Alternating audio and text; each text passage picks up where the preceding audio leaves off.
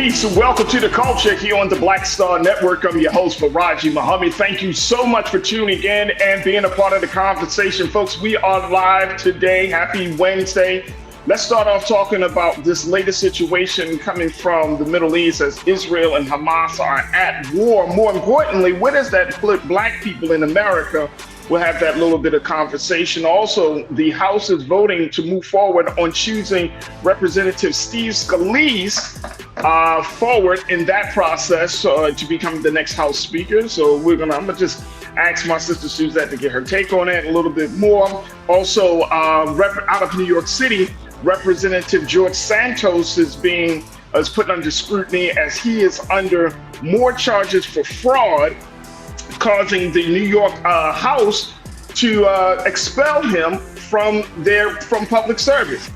Wow, we'll have that conversation and a whole lot more, folks. I got so much to talk about today. Plus, we got something about Jada Pinkett Smith. Oh man, you don't want to miss one word, 1 minute, 1 hour of the culture. Stay with us. Join us in the chat right now. So we're streaming live on YouTube under Roland Martin, and stay with us. It's the culture here on the Black Star Network. Let's go.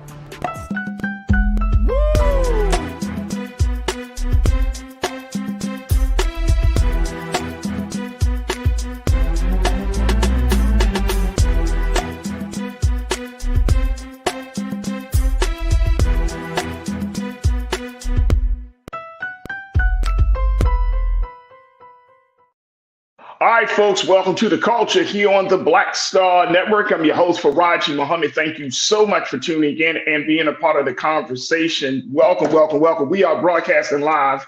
Happy Wednesday. This is live show, folks. We're just getting ourselves prepared for next week's big summit. So don't sweat it. Don't sweat it. Things are coming together. But thank you so much for tuning in today to be a part of the conversation. Man, oh man, y'all, it's Wednesday and we have so much to talk about. And I'm going to be joined in a few moments by my sister, Suzette Speaks, who is an attorney, who is the host of her show, Suzette Speaks Show, right there on YouTube. So we're going to be checking in with Sister Suzette in a moment. But got a lot to talk about. The latest piece is this situation out of DC where Republicans have decided to move forward in choosing Representative Steve Scalise as the next House Speaker. So voting is happening right now. We're actually streaming this whole process right on our website at blackstarnetwork.com, blackstarnetwork.com. And while you're there, folks, just know that we are streaming on other platforms, including Amazon News and your Fire TV. We're also streaming on Plex TV 24 hours a day, 7 days a week. We're also streaming on Amazon Prime Video. You can find us there as well. And we're on Freevee. So that's the Prime Video. You can just find us under there on that Live TV, the news, or you can go to Amazon.com under Prime Video, Live TV, the news, or you can go to Freevee, where we are under news. So we are definitely streaming on all those spaces, but make sure y'all let your friends and family know that we're streaming live right now. And again, folks, we are live today. So I'm very, very excited to have these conversations, but we are, there's so much stuff that is happening that again, Republicans are trying to decide or move forward in the vote to put Representative Steve Scalise into the House Speaker position. That's being streaming right now. And of course, the big talk that's on social media and all across the country, especially yesterday, is the situation between Israel and Hamas, how Israel has declared war on the Palestinian, on the Palestinian country, the nation there, and more importantly, declared war on Hamas. And this has been a huge talk on social media. So I want to bring my sister in, Suzette Speaks, who is the attorney out of Florida, my sister, who's also the host of the show. She's actually a political strategist? Can we throw that into the mix? You might as well. That's good. Yes, sir. You said might as well. Hey, everybody. Shout out to the culture crew and good to be here. Absolutely. So there's a lot of that's happening. We got stuff that's happening domestically, Suzette. Then you got stuff that's happening, of course, internationally. Let's start with where we are on an international level, just getting a little bit into that part. and then we can kind of bring stuff close to home here. Would that work for you? Absolutely. Yes, sir. Let's start with this piece around what's going on with Israel and Hamas. There's been a lot of conversation, and I know there are so many details to this part of the discussion, right, as to who is what and who's responsible for what. But I think that it is a valid question to ask, where should Black Americans stand on this issue, right? And some people say that we should stand for those who have been killed. There have been over 1,000. This is just one of the numbers, and I'm sure you probably see some different numbers, Suzette. But they've said that there are already 1,000 people that have been killed during the course of this conflict on both sides, both on Israel and Palestine side. But there's a new fervor around what's happening, what we're seeing internationally, which I think is very interesting. The big silver lining of this, Suzette, is even though many folks may not know the intricate details and all of the history of Israel and the Palestinian conflict that has been raging for decades, the big thing is that there is some interest from Black folks in this country to want to learn a little bit more about this level of geopolitics, right? So I think that that's a silver lining that can come out of the situation. But there are some other underlining pieces that I'm starting to see, that if some Black folks are feeling like, look, if you're Black, you should be standing with Palestinians. If you're not quote unquote Black, you would probably stand with the Israelis. Just want to get your take on the cultural part of this conversation. Again, this is big. We're going to try to do our part to just break it down into small pieces. But I think culturally something is happening here where Black America is trying to figure out, where do I stand? And more importantly, who do I stand in solidarity with? Do you stand in solidarity with those who have been, quote unquote, historically oppressed in that part of the country, in that part of the world? Do you stand with Israelis whose women and children have been killed as a result of this latest attack from Hamas? It leaves us in a very peculiar predicament here. Yes, this is really a much difficult question to answer, because I'm looking at the complexities as you've raised that lie in the question as to, where we as African American, Black American people should show our solidarity. So first and foremost, as we always kind of point out, is that Black people, we are not monolithic. Black people are on many sides of this issue right now as we speak. I know there have not been any recent polling, because I was looking before we came live to say accurately what we believe, but there have been many articles like the one in the Griot recently, talking to one geopolitical expert as to what she is seeing. She works in national security, and her point of view was that she sees a split. Now, again, I think if you line up 10 Black folks from across the country, you are going to see a diverse a range of opinions, because people feel very strongly on both sides, if you want to call it as sides. I'm on humanity's side. But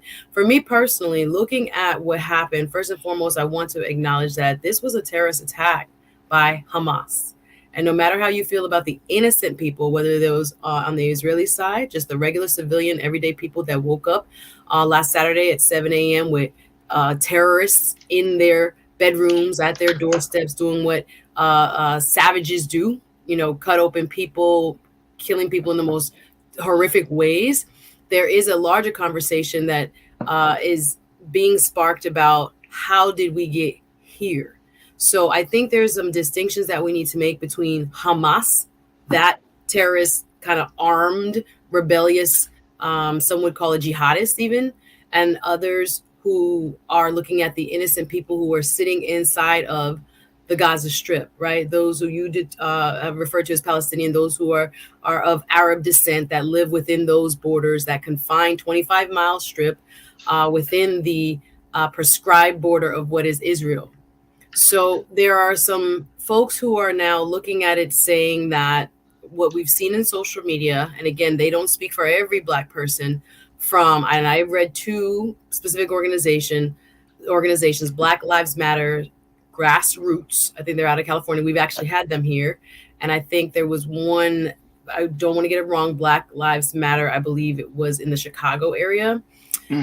Both showed, on their X accounts, on their formerly known as Twitter accounts, these type of messages. We support Palestinians. We support, the suffering and what's going on there in Gaza. But I think we need to also, be very conscientious that there are a lot of African Americans that stand solidly with Israel and their right to exist and their right to self-determination, as well as see the plight of the Palestinian people, saying that they have a right to exist and to dignity and self-determination. So this is a very multi-layered answer, but I know we have to take a quick break, but we can get into it as to why there are African Americans and Black people as a whole across United States and the diaspora that feel, very strongly one way or another. So there's not one answer as to where we should be, but we've seen some vocal support for the Palestinian cause, but we've also seen folks come out and straight up condemn what terror was just unleashed on the Israeli people in this attack. So there are many of us on both sides. And you know what, Suzette? It's like I said, this is decades. So for those who are just becoming conscious of this thing, you have to, I think to some degree, you have to kind of go as far back to the beginning or as close to the beginning as possible and see, because I think that's where the root of the issues, and I think that's where the problems really start, considering that history. So I think you're right in the respect of, we're at this place. These two, nations of people we're right here. But it's going to be super important, I think, for Black America that we understand the history and try to listen to those scholars within our community who can give us some guidance, so that way we can have some light moving forward. Because as much as this stuff is happening and I see all types of stuff, like I feel like a lot of people, and I think a lot of us are still in the dark because this is not a part of your normal study of things. If you study geopolitics, that's one thing. If you keep up on what's going on in the Palestinian, Israeli, type of movements, that's something. But in terms of the average Black person, quote unquote, I'm not saying average, I'm just saying the quote unquote, your average Black citizen, we're not in a part of the conversation. We're not at the table when it comes to making decisions about this. So if we do stand in solidarity, then we got to know what we're standing for and what we're standing against at the same time. And I think that requires us to study a little bit, to learn the history. I think that requires us to get some good guidance from people around us, those who have been involved in, breaking these things down. And I think that it requires us to use the best of intelligence to be able to say, you know what? All right, this is how we're going to move forward. Look, we got to take a quick pause. When we come forward, let's continue the conversation on the other side. Crew, I want to hear from you. What's your take on this? Where should we as Black folks stand during this crisis and conflict? And I'm going to share with you some of my concerns. Suzette going to continue to share her concerns. And let's see if we can come into some understanding of how we should move forward in this process. Stay with us. The conversation is just getting started here on The Culture, right here on the Black Star Network.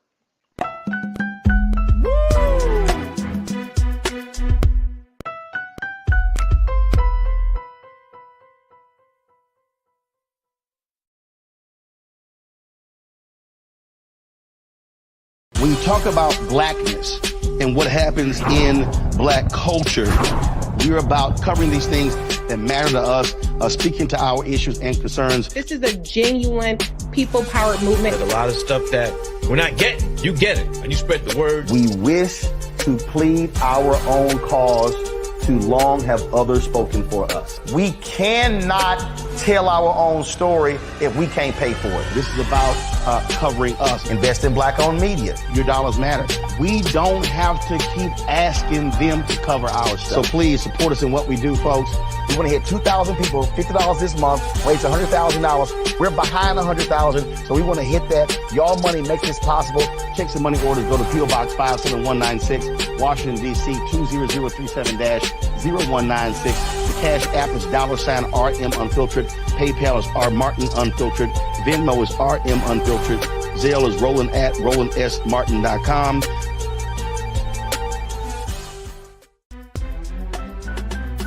I'm Farajii Muhammad, live from LA.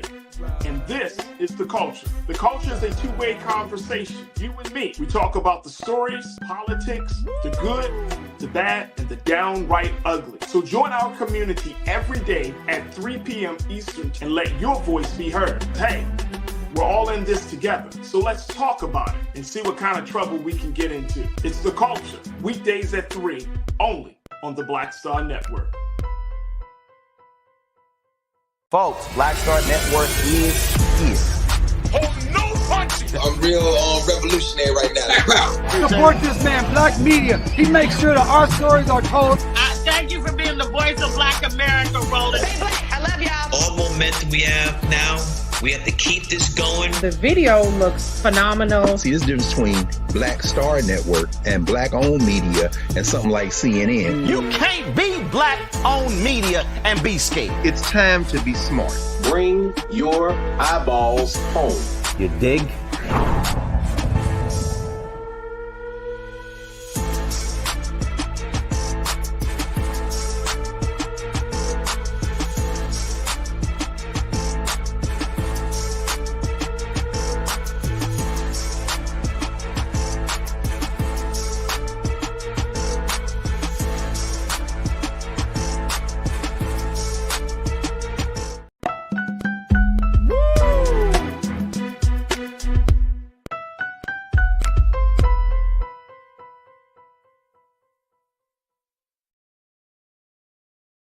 All right, folks, welcome back to The Culture here on the Black Star Network. We've been talking about where should Black America stand when it comes to this Israel-Hamas conflict.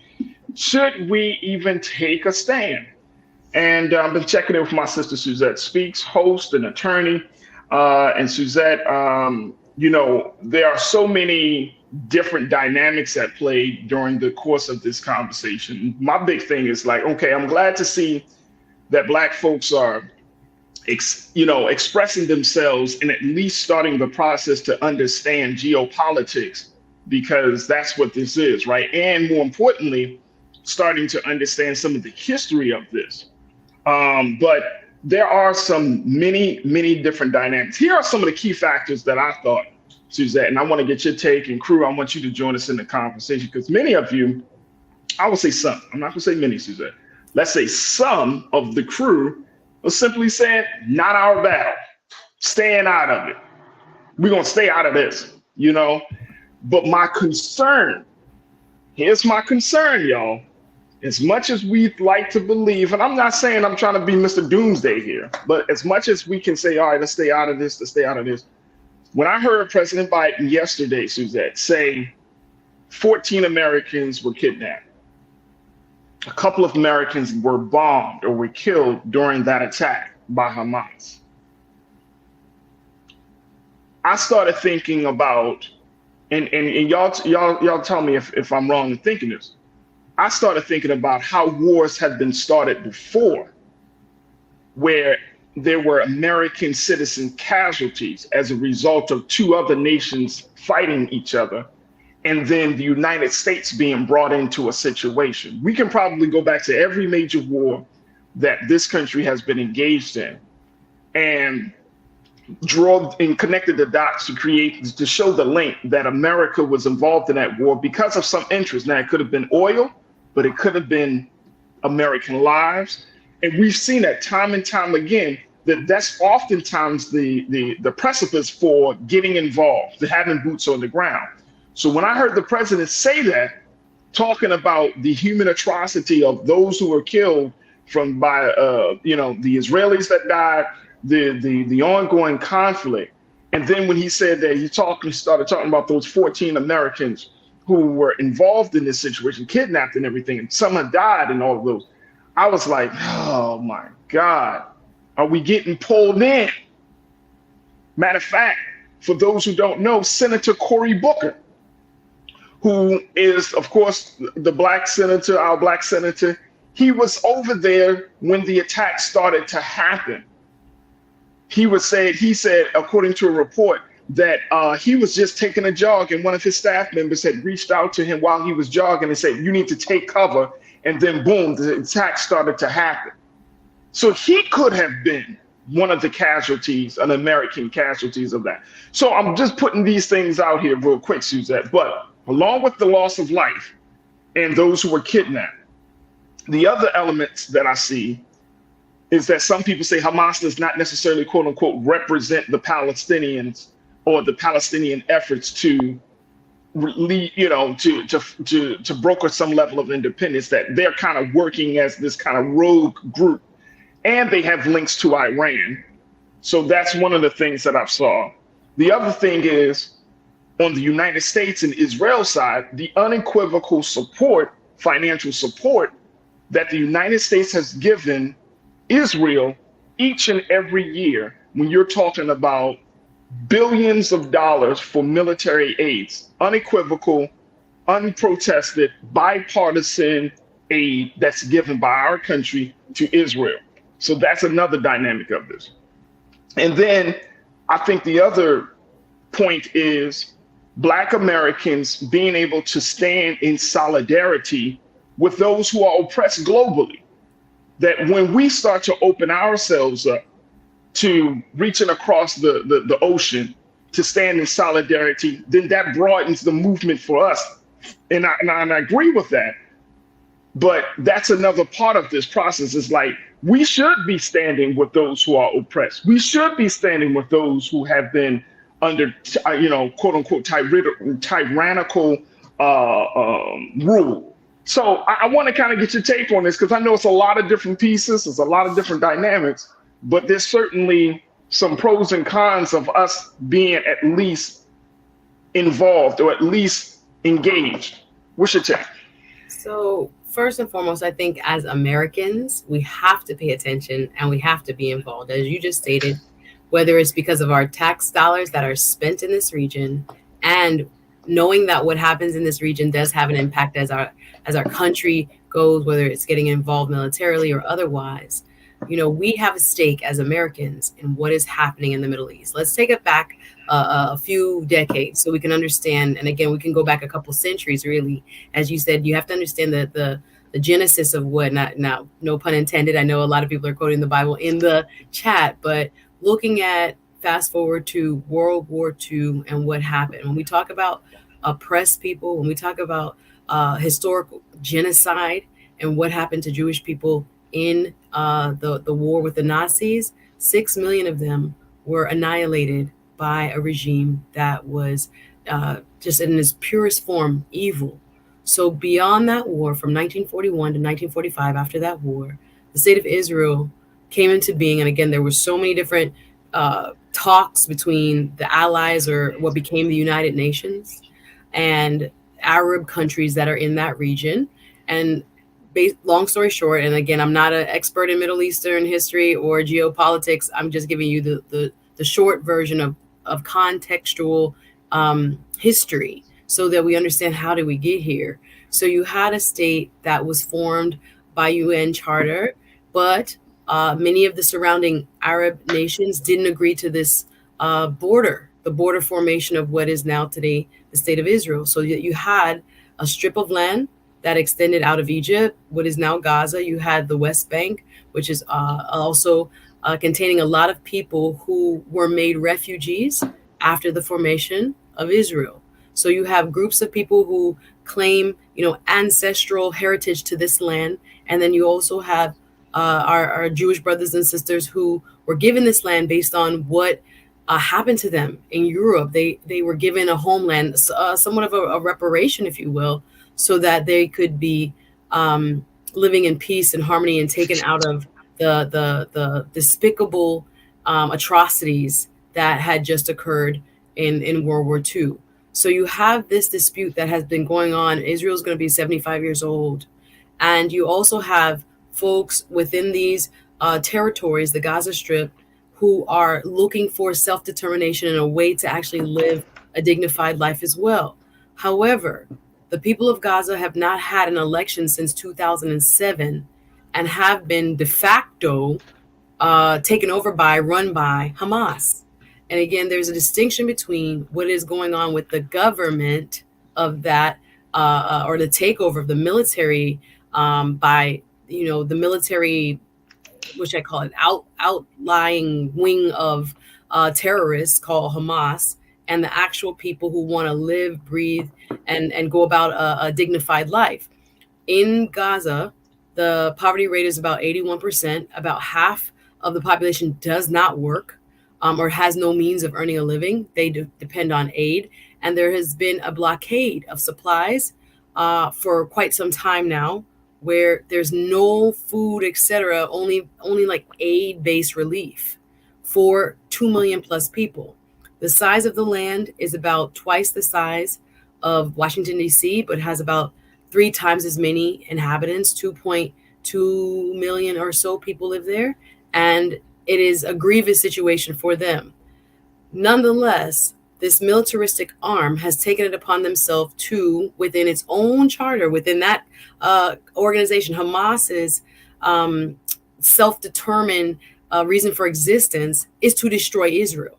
That's what there's no like, let's live side by side, let's figure out peace solution, let's figure out how we do this together. No, they have taken up arms, and as we saw in what they just conducted, did some of the most heinously barbaric and again, to civilians, not to another military, ran into people's homes.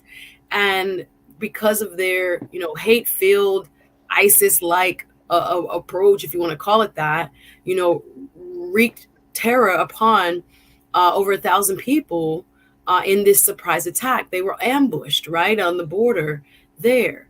Now, the people in Gaza have to suffer, because what would you do if your country was attacked in this type of quite barbaric way? They shut out all water, all electric, all food and other supplies to Gaza. And now you have a civilian population that is in peril sitting there because of what a militaristic arm and that has controlled, if you will, the area and the government has done. So we want to make distinctions between the people who are leading this terroristic group and the day-to-day people that live and are trying to survive there. But nonetheless, we also have to look at what the mindset of those who have been oppressed. Again, I think people now look at the prosperity of Israel and prosperity of folks who, since the Holocaust, have come, mighty long way. But they too were, or are, I could say, very much a persecuted group. So when we're talking about people who are marginalized and persecuted, I think it can be very, there are ways in which people can interpret the same set of facts quite differently. But there are folks that know, because of the history of what happened during World War II, this was an essential step in forming some sort of peaceful and democratic established state in the Middle East. To bring it forward to now, if we look at who surrounds Israel, there have been a lot of governments, like you've mentioned, Iran and others, that are outright hostile to the United States. There is a geopolitical advantage of having a democratic partner in a state like Israel, so that we can exert our influence, like it or not, because that's what we're in the business of, right? Maintaining a world order, hopefully, that the United States can have influence in, and not creating a situation where there are countries that have other rogue actors. If they're Hamas in Gaza, there's Hezbollah and other enclaves. There are all kinds of terroristic factions going on, and the United States is looking at, again, a long-term partner. We also have to recognize there are a lot of people in Israel who have dual citizenship with the United States and Israel. So there are tons of Americans. I think a lot of elected officials.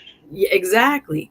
A lot of elected, and then see, and I got to take a quick pause, Suzette, but that's part of the reason that I think we're in this situation as a country, just simply because we're so closely linked to Israel. And I'm saying, as a country, as an administration, every single administration from Biden all the way back have shown this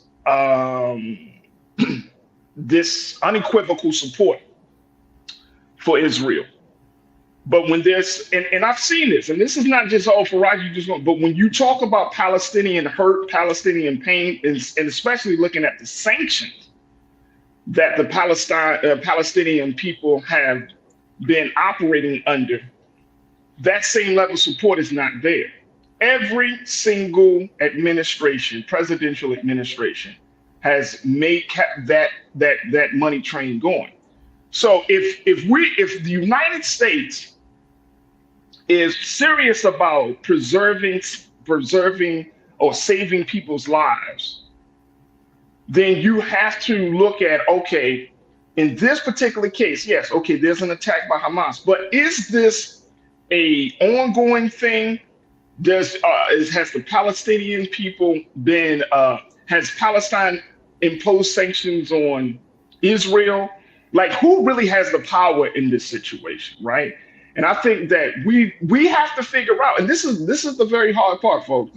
I'm not saying I got all the answers, or nor Suzette, but I think in a situation like this, you got to go down to what is right and what is just. And I think that's the only way to be. Now, the unfortunate casualties, we got to take a quick pause, but I'm going to share my thoughts on that, because as much as we talk about the human atrocities of this whole attack, or even in the ongoing fighting that has been happening for decades, this is war. And guess who creates war? Government. Government.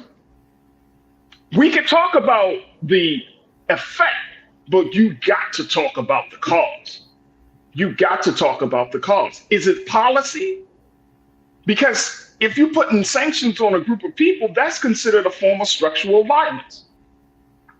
If you're telling the people that they are less than, or you put them in a caste system, that's a form of structural violence. The human being will have to push back, because it is our nature as part of our DNA to protect ourselves. Just like what we experience here in this country. You keep pushing Black folks to the corner, and then guess what's going to happen? We're going to figure out and say, look, the government can't do nothing. The politicians can't do nothing.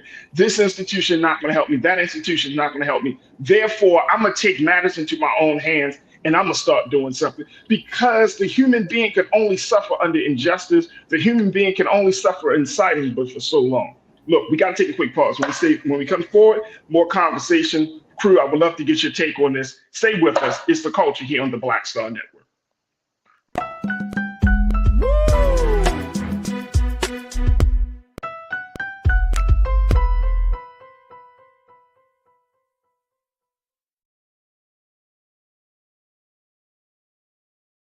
Folks, Black Star Network is here. Oh, no punches! I'm real revolutionary right now. Support this man, Black Media. He makes sure that our stories are told. Thank you for being the voice of Black America, Roland. Stay black. I love y'all. All momentum we have now, we have to keep this going. The video looks phenomenal. See, there's a difference between Black Star Network and Black-owned media and something like CNN. You can't be Black-owned media and be scared. It's time to be smart. Bring your eyeballs home. You dig?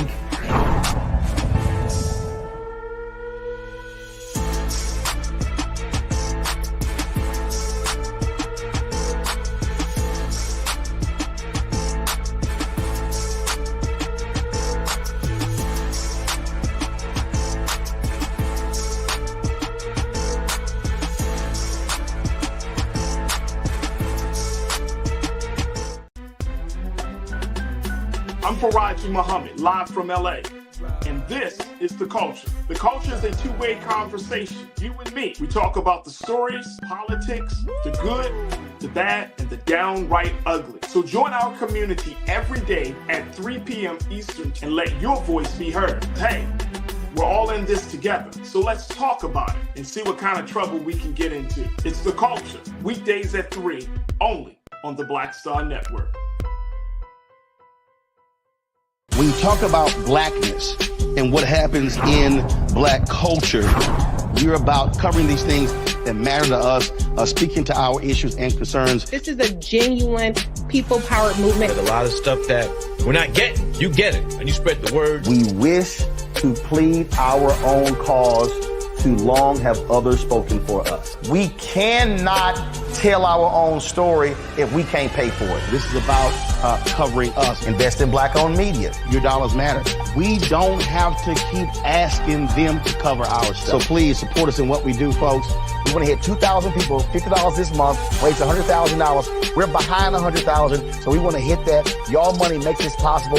Check some money orders. Go to P.O. Box 57196, Washington, D.C. 20037-0196. The Cash App is $RM Unfiltered. PayPal is R Martin Unfiltered.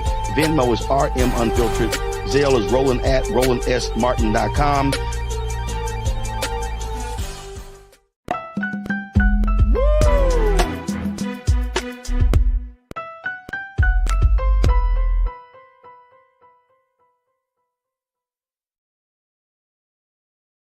All right, folks, welcome back to the Culture here on the Black Star Network. I'm your host, Farajii Muhammad. I'm talking to my sister, Suzette Speaks, as we talk about where should Black America stand on this conflict with Israel and Hamas. And some folks are saying, Suzette, in the chat that we don't have any business being over there.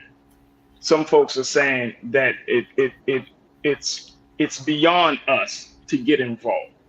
My concern is that if it gets too hot and heavy, that Biden's hand is going to be forced to address this in a military manner.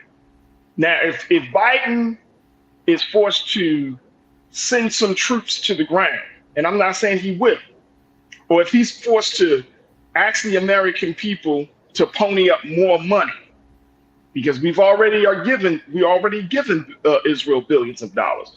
So if he's saying, look, Israel needs to defend itself, Israel needs our support, then that affects us here at home. There's no geopolitical conflict, and I want all folks to understand, with this level of closeness, don't believe that this doesn't affect us, because it's either going to affect our mind, our pockets. It's going to either affect the culture in this country around the conversation about how to treat Jewish people versus how to treat people from Palestine or folks from that part of the world. I remember when 9/11 happened. When 9/11 happened, being a Muslim in this country was treacherous. Treacherous. And any sign of somebody using any type of language, Arabic language or Arabic or anything like that at that time, it was such a high sensitivity against Muslims and Islam, that Islamophobia, as they termed it. So this stuff happens. This stuff really bothers us. This stuff can truly affect us. And Suzette, I'm not of the mindset of that's over there and we're over here. I feel like, we should keep our minds on what's going on. It may not affect us at this particular moment, but look at what's happening with Russia and the ongoing fight with Ukraine. Now we got this jumping off. America has her hands in both of those conflicts. How will it not affect us as Black people in this country? Yeah, if it affects America, it affects us. There's no separation there in my mind's eye of why we need to pay attention. It's our government and what our leaders are doing in response to either conflict, obviously, to me, impacts us, whether it's our military's involvement, whether it's our purse, as we say, the power of the purse and what we fund. But of course, we are taxpayers, we are citizens, we are people who have a vested interest in making sure our country does well, and therefore we can live this American dream that we speak of so often. But looking at the comments also, I gave a very brief overview of why we are here. And yes, the land that is now Israel was at one point administered by the British Empire. I see someone correcting me that it wasn't the United Nations, it was Britain first. Of course, yes, back in 1947, Britain controlled what is now the state of Israel, and it was trying to administer it again as imperial powers did at that time. So, and I see comments there, you know, it wasn't Britain's land to give in the first place, et cetera, et cetera. However you feel about that history, we are here now with those, the creation of this state and the borders that now exist and the people that live within those borders who live in conflict. Even though this has flared up because of this terrorism attack, they are constantly going back and forth with rockets. This is not something that is unusual or new to people who live in the region. This has now come to a head because of the nature of these atrocities that we saw just this past weekend. When speaking yesterday, President Biden, I think he said it was about 22 Americans that had died so far. Yeah. And again, several are expected, as you mentioned, to be held hostage. These include women. These include children. These include elderly. These include Holocaust survivors. And thinking about, again, the nature that Hamas has undertaken with this attack, it's savagery. It's bludgeoning. It is, again, medieval in a sense. I cannot find an adequate description of what actually took place in hand-to-hand combat with these terrorist fighters and everyday people who were minding their business at 7 a.m. in the morning, people who were at a music festival, 19-year-olds sitting, you know, outside chilling. That was an international show. A lot of people were in town from other countries, didn't have the perspective of what was really happening when they started seeing rockets overhead in the distant sky, only to find bullets shooting their friends and neighbors. Over 260 plus people died driving away, trying to get away from militants who had invaded this music festival in the desert there close to the border.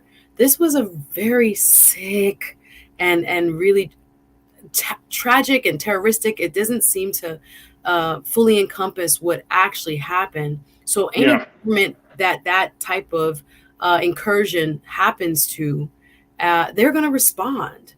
And again, there are innocent people sitting in Gaza that didn't shoot a bullet, that didn't have a vote on what is going to happen and what Hamas is going to do. Some don't even really support Hamas.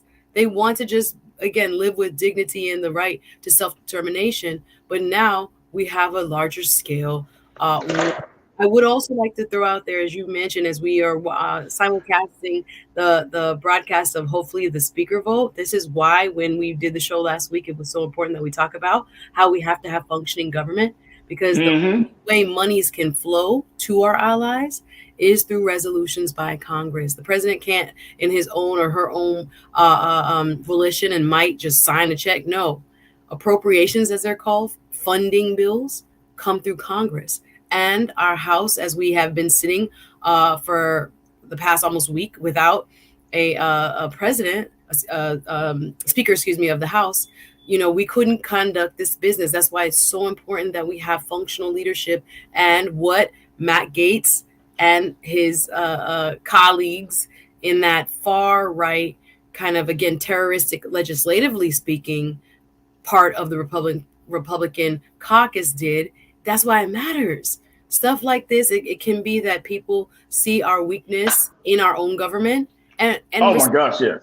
Again, I see comments about what was going on locally in the politics of Israel. That was a huge piece of it. I do believe, I don't have my phone with me, guys, so I'm not able to respond and say hello. But someone spoke about, you know, Benjamin Netanyahu, who is the head of Israel, was under a lot of pressure because he himself was trying to get rid of their Supreme Court there and give himself more powers, right? And more. That sounds like, hey, Suzette, that sounds like somebody we know. Their own people, about a fifth of their people every week was in the streets of Israel over the last several months protesting what Bibi Netanyahu was doing. So there was a lot of other things going on. People are saying, how did they get surprised? Were they too focused on internal politics? You know, what is going on the West Bank as well? There was more, it looks like, military support on that side. There were other things. This, again, has so many moving parts to it. But again, I think if you were a country that somebody did this to your people, your natural response is it's time to go to war. And I don't like to see it. I wouldn't want to see it. I would love to see something where there's a humanitarian corridor for people in Gaza, for food, for water, potable water and things like this for innocent people who have nothing to do with this in terms of what Hamas has perpetrated on the Israeli people. All right, let me get a couple of comments from the crew here. Let me see something here. This is from my brother Willie Frazier. He said, "This is colonization and apartheid. Take out Israel and Palestine and put in indigenous Africans and the Afrikaans. Same thing." Tiana, you checked in and said, "This world has become chaos and disorder." Monkey Confessions, you said, "American nightmare. We built the American dream for other people who came by choice." Karen, you said, "We are Israel." Thank you so much. Tiana, you said, "It's going to affect us economically." Andre Cross, you said, "I have no loyalty to either or any nation/state who engages intimidation tactics to control less stable neighbors. This is troubling in mind for sure." Absolutely. Lori Parks, you said, "It's affecting the whole world." That's the nature of when things like this happen, it affects the whole world. We've seen that with the Russian-Ukraine situation and the impact that it has on Africa and all of the other nations. Like, this is not going to work in some silo. I saw what you were saying. C. Peter Morgan said that sometimes the host can say some ignorant things. Tell me where I'm saying that's ignorant. Tell me. Because if you look at connecting the dots, C. Peter Morgan, connect the dots. Help us to understand. If you know, then put it in the chat. Help me to understand what I'm saying is crazy. If we're talking about how governments, and look, I think all of us, no one wants to see babies killed. I want to put it back on Suzanne. Let's bring her back into the frame, please. Sean King on IG, one of the activists there on that space, he posted this video of children, Palestinian children who were blown apart, just really not blown apart, but they were severely injured. And I mean, when you're talking about this level of trauma, and you look at whether it's either Jews or Palestinians or whoever the case may be, you start to look at the nature of humanity, that we're in a place, as much as we like to talk about peace, Suzette, as much as we love to talk about it, who's really being peaceful today? You know what I'm saying? Like, when we look at these countries, because Israel has an arsenal, Russia has an arsenal, America has an arsenal. I mean, when we talk peace and we talk about preserving people's lives, but then it only takes a couple of things and then boom, situations sparks on. And the sad part about it is, yes, there are innocent people. People don't want to wake up. Nobody wants to be engaged in war unless you still have those who have been radicalized politically and socially.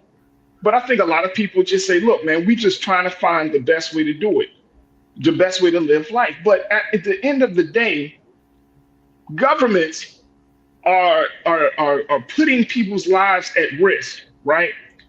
With policies, with sanctions, with removal of money or adding to money.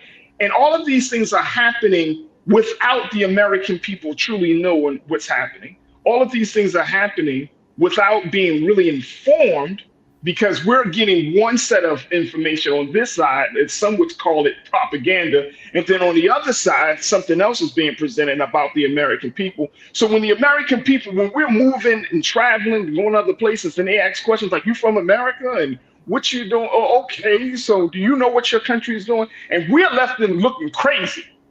Mm-hmm. I don't know if that hasn't happened to anybody, but if you ever travel abroad and somebody questions you about what's going on in this country and you left looking crazy, did you know America? And you like, I didn't know, because we don't know. We don't know how far our government will go to hold on to power. We don't know what deals are being made in the back doors of Congress. We don't know. We don't know. And so when situations blow up in the way in a situation like this, or with Russia or anything like that, Now there's this talk of being human. There's this talk of having humanitarian effort. There's this talk of defending those who can't defend themselves and all of that stuff. But what got us to this point? Because nobody wakes up and say, I'm going to go to war with another country today. There had to be a buildup. Am I wrong in thinking this the way, Suzette? Well, I wouldn't say governments don't do what you're talking about in terms of like being more measured. But we're not dealing with governments. We're dealing with Hamas. We're dealing with terroristic organizations. And there are people that are supported by certain countries in the Middle East that don't have this kind of measured frame of mind. Death to Israel is what they chant. Death to Jews, death to all these. They say these things and they mean it. There were people that were actually celebrating this in different pockets of the world, that this attack by Hamas was somehow, justifiable because of, again, what they see as Palestinian oppression. But we can't excuse, in my opinion, terrorism in whatever form it takes, because what happened to me, in my eyes, what they did to those people was epic slaughter, and is no way something that we can stand with. I condemn it wholeheartedly from what I saw. This is just sick in terms of this is not peaceful, but that's why we have to make that distinction. Not everybody has that measured mindset. We in the United States dealt with something called ISIS for however long, looking at what they did in Afghanistan, what they did to women and girls, and came here and tried to perpetrate on us 9/11 style, and we were caught off guard. There are people that are calling this similarly, some would argue, to our 9/11. I think there can be some, differences and distinctions there. But the idea is that there are people who don't look at it as measured. I do believe what you're saying is true when it comes to certain governments in the region, but to terroristic groups, they don't think like that. They want to see what they thought of as an illegal established country to go, and that people within it should be demolished. And that to me is despicable.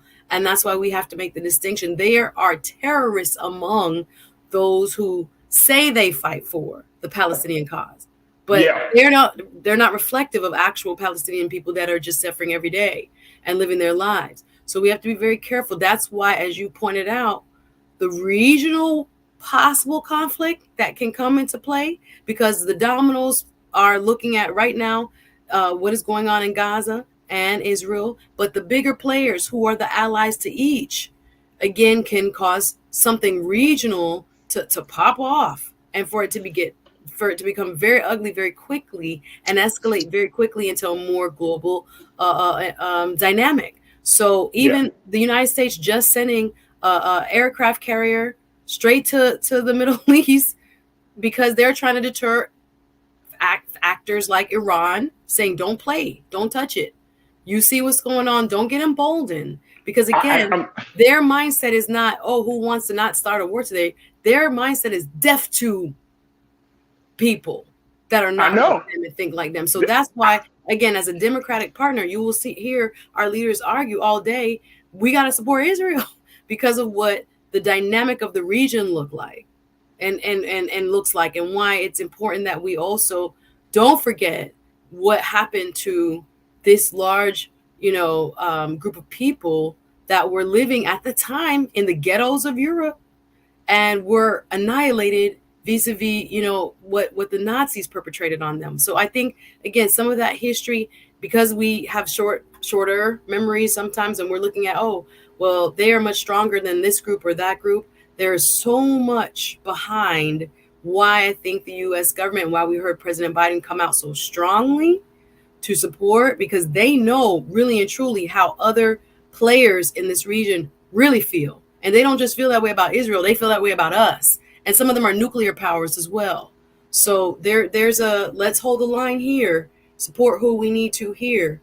And again, the U.S. and Israel has had a long, very, very close relationship on purpose. So again, there's a lot more I can say there, but I know we have to take. It's a lot more. We got to take another quick pause. We're gonna have to table this, and I'm gonna do my best to bring in some voices, Suzette. And and crew to make sure that we get a more better understanding as this situation continues to rage on. But we're going to try to do our best to bring some more scholarly voices. I wanted to at least have this part of the conversation with us as the quote unquote it's just the people, because I think that's the first conversation where we stand. Then we can bring some more scholarly voices to give us some more insight and especially some more guidance.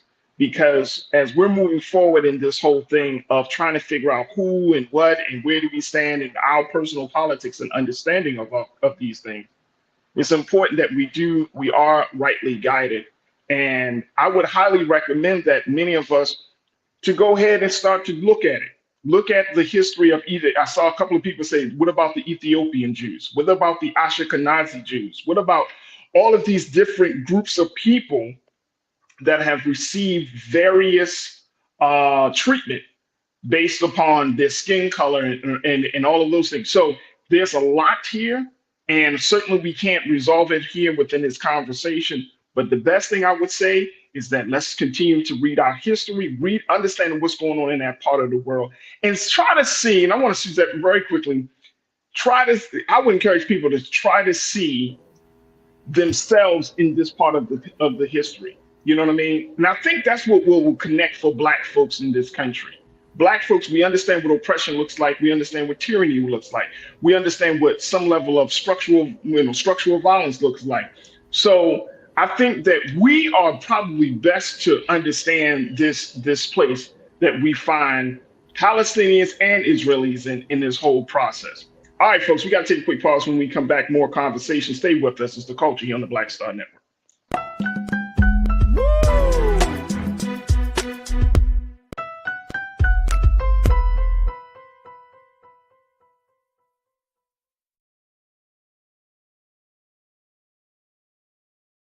Black Star Network is here. Oh, no punch! I'm real revolutionary right now. Thank you for being the voice of Black America. All momentum we have now, we have to keep this going. The video looks phenomenal. See, there's a difference between Black Star Network and Black-owned media and something like CNN. You can't be Black-owned media and be scared. It's time to be smart. Bring your eyeballs home. You dig? When you talk about blackness and what happens in Black culture, we're about covering these things that matter to us, speaking to our issues and concerns. This is a genuine people-powered movement. There's a lot of stuff that we're not getting. You get it, and you spread the word. We wish to plead our own cause.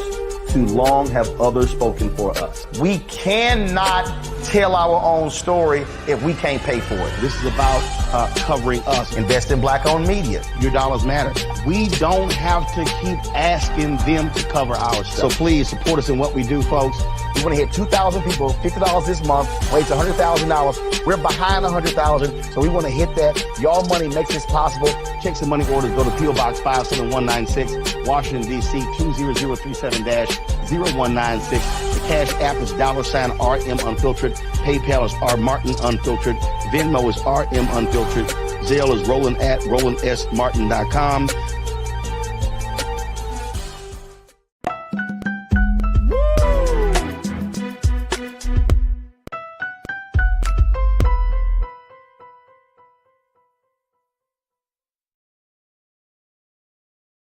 All right, folks, welcome back to The Culture here on the Black Star Network.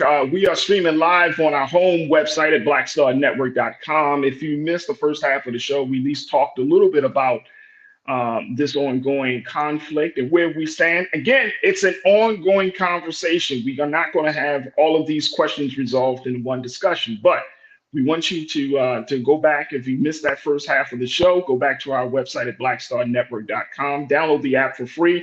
And the big thing is continue to support us as we're looking to have these discussions in an unfiltered, unadulterated way, in a way that we can understand and help us to wrap our minds around everything that is happening around us. So make sure you do your due diligence, support, empower this digital movement that we call Black Star Network.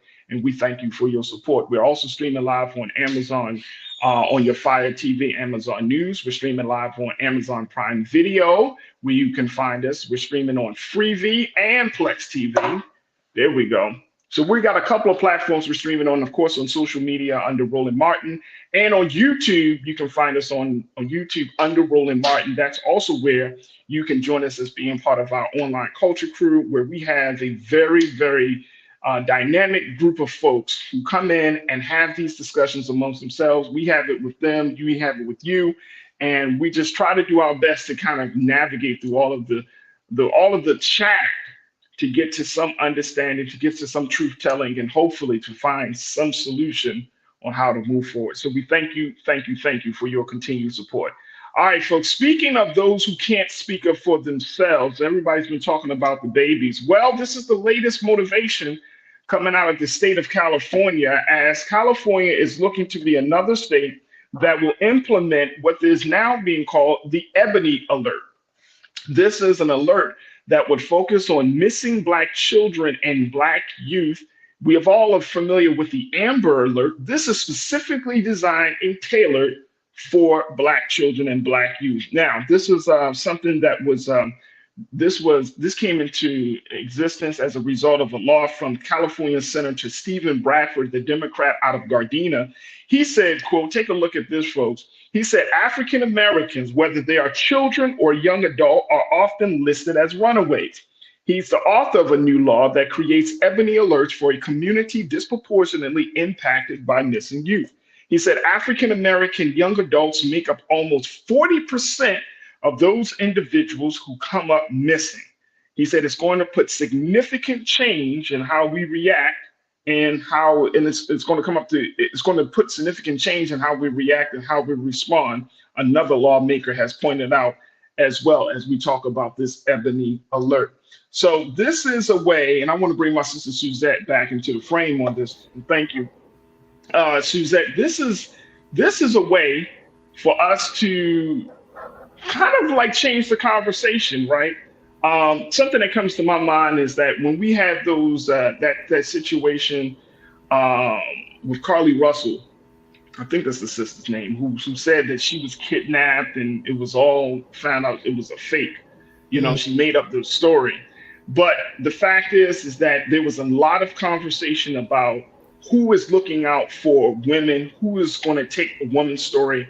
And I feel like this is the same way for children, right? And I'm glad Senator Bradford made this point, that when Black children go missing, Black youth go missing, they kind of cast aside. Now, here's the other thing. It is interesting. If you watch any type of documentary about children or anything like that, this actually happens to white children as well, too. Police just do not do a good job, I think, Suzette, in listening to parents and families when these situations come up. It's just like, oh, how old is your child? 14, 15? And your child could have been snatched up somewhere because of an online situation or because they were walking down the street. And police, they'll come back home. They'll come back home. So I'm happy to know that here in the state of California, there is going to be an alert system specifically designed for Black children and youth. What's your take on this?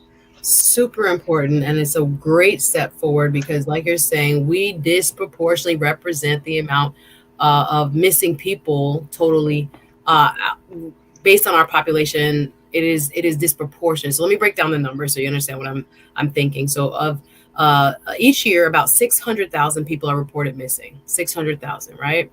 And we're looking at, as Farajii said, about 40% of those are Black.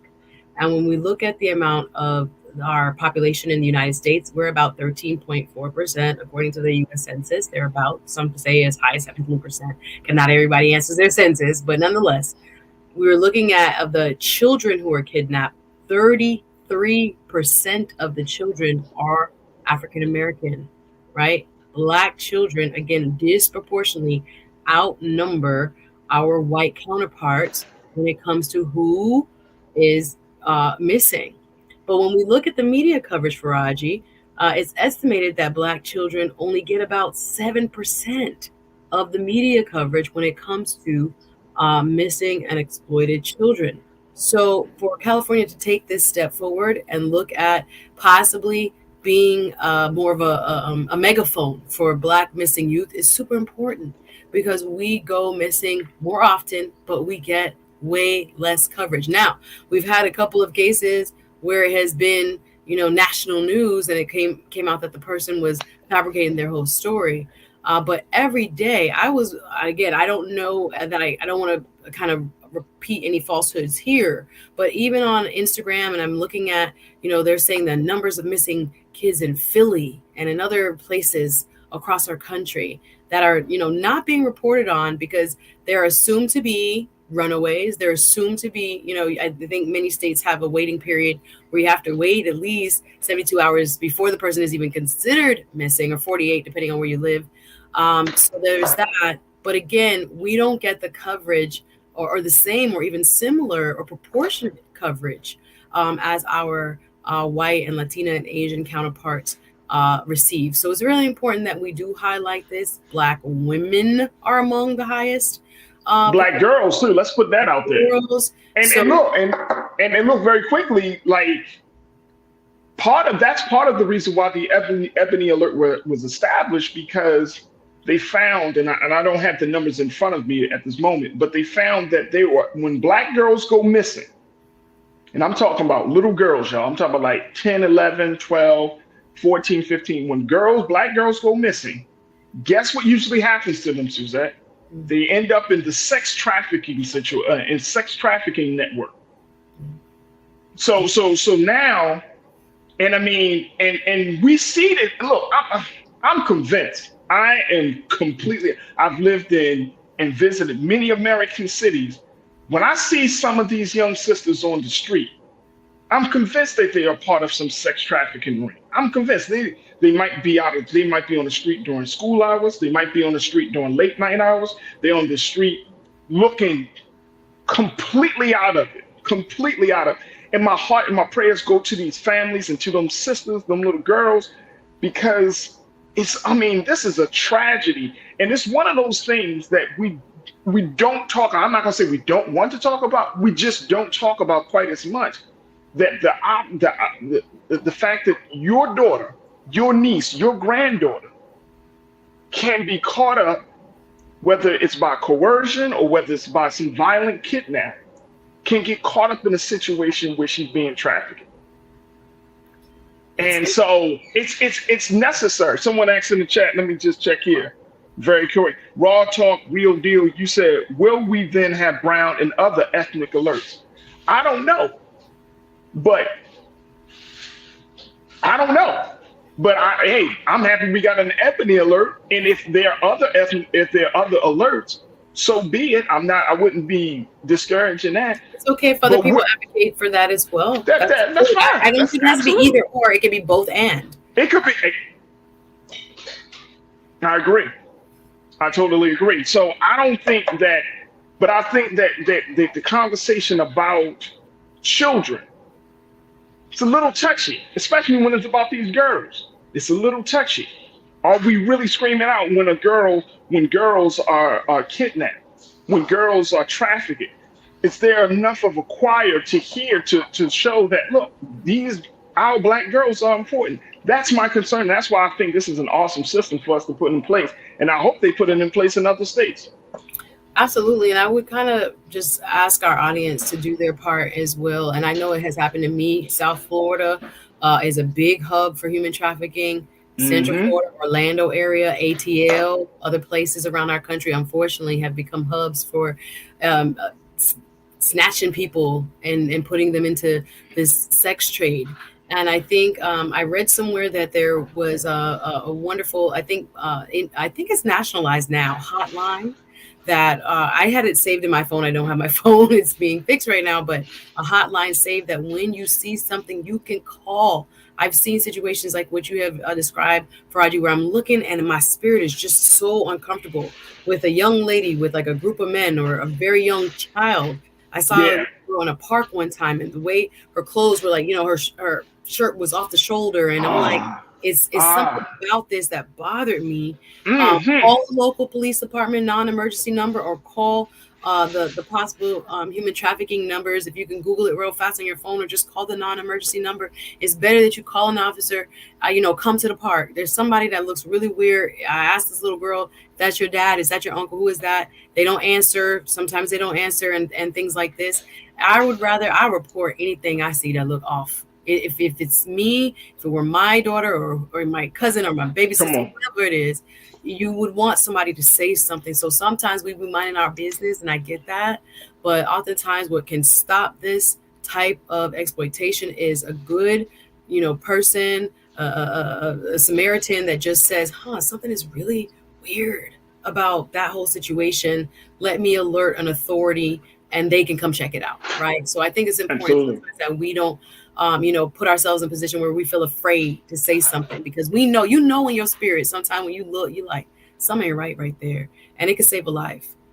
And I'm glad that you said that. But I think that this also helps to address that larger part of the conversation where do you, believing Black girls, believing Black women, that discussion that we've been having over these past few months, that if a Black girl says, look, if she goes missing and she ends up again, we gotta believe that. We gotta believe these girls. We gotta believe the boys, right? Because boys are traumatized and victimized just as much as girls nowadays, right?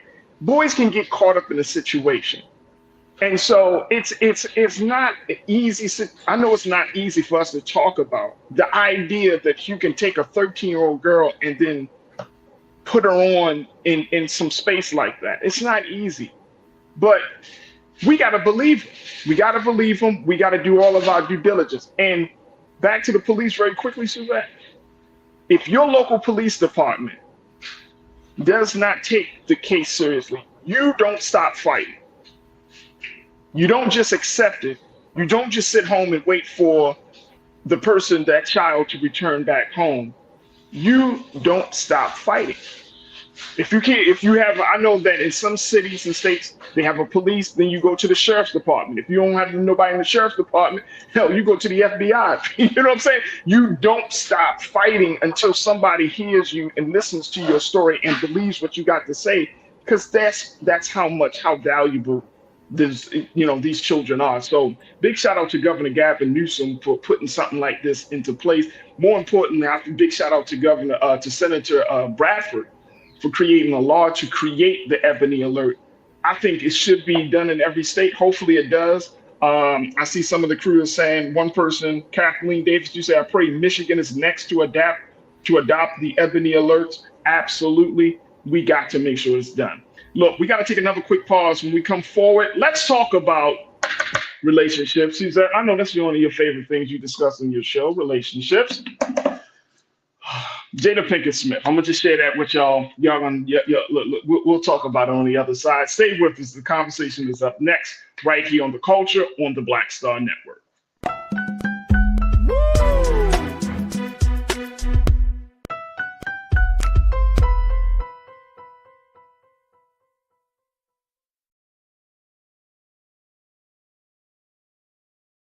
Pull up a chair, take your seat. The Black Tape with me, Dr. Greg Carr, here on the Black Star Network. Every week, we'll take a deeper dive into the world we're living in. Join the conversation only on the Black Star Network.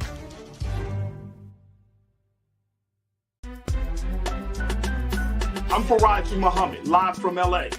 And this is The Culture. The Culture is a two-way conversation. You and me. We talk about the stories, politics, the good, the bad, and the downright ugly. So join our community every day at 3 p.m. Eastern and let your voice be heard. Hey, we're all in this together. So let's talk about it and see what kind of trouble we can get into. It's The Culture. Weekdays at 3, only on the Black Star Network.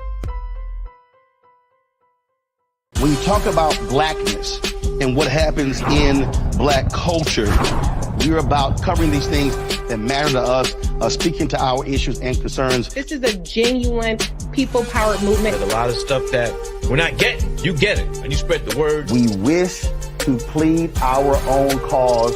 Too long have others spoken for us. We cannot tell our own story if we can't pay for it. This is about covering us. Invest in Black-owned media. Your dollars matter.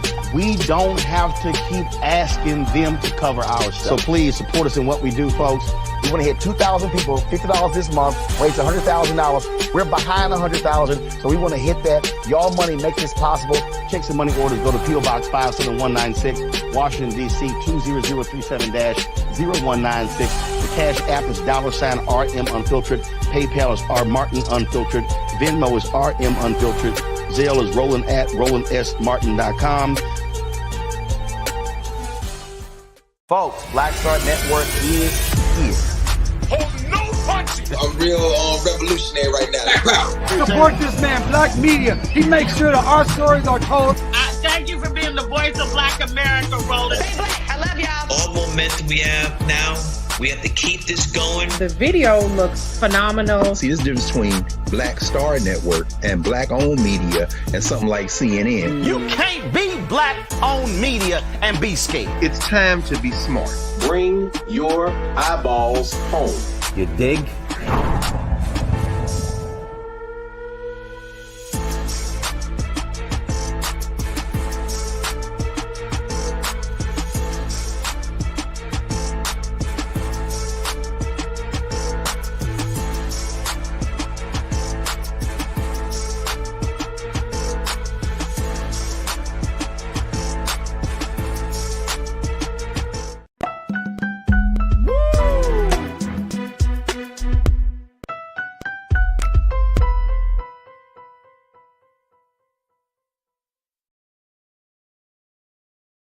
All right, folks, welcome back to The Culture here on the Black Star Network. I'm your host, Farajii Muhammad. Thank you so much for tuning in. Let me bring my sister back, Suzette.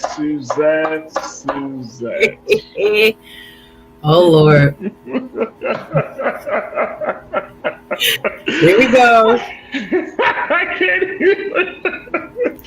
All right, y'all. So if you did not know, Jada Pinkett Smith is back in the news for a good thing. She is about to drop her new book called Worthy, and it's about some things that happened in her life, telling her own story, which we certainly applaud. Jada's book will be dropping on October the 17th, but she has been talking to the media about some of the tidbits as to what we can expect in those pages. And one of the big things that she just recently shared, and I don't know if you knew this because I didn't know this, but I kind of knew this, but I had no idea. Her and Will Smith are actually separated and have been living, as she said, completely different and separate lives since 2016. Nobody knew that. I don't think John knew that.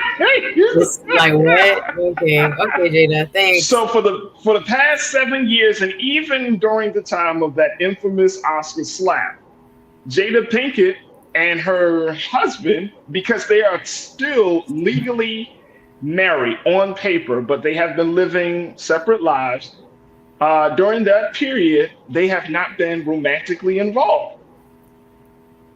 Interesting take. So she drops this. Of course, there's going to probably be some other things she's going to talk about in her book. But I want us to kind of talk a little bit about this because Jada has been the brunt of a lot of scrutiny, as you know, Suzette. People often put her in a space where they have made her out to be the bad woman, right? You're messing up Will Smith. Right, you're the problem, that type of thing. And you know, she has by being married to Will for over 20 years, probably like 25 years at this point, but being married to one of the biggest superstars in the world, it has come with a lot of pain, a lot of drama, a lot of joys, a lot of good moments, but they are still trying to figure things out. Now, even though that they're separated, when she was asked by you know, if she's ever going to be legally divorced, she just said she just hasn't been at that point to get to that place to legally divorce him, but that they are co-parenting, obviously, and they are great partners. What do you make of this, Suzette? First, I know since you said you were surprised, because I was just a surprise. Like, listen, there's two celebrity couples that I feel like I probably know too much about. Like Gabrielle Union and Dwayne Wade.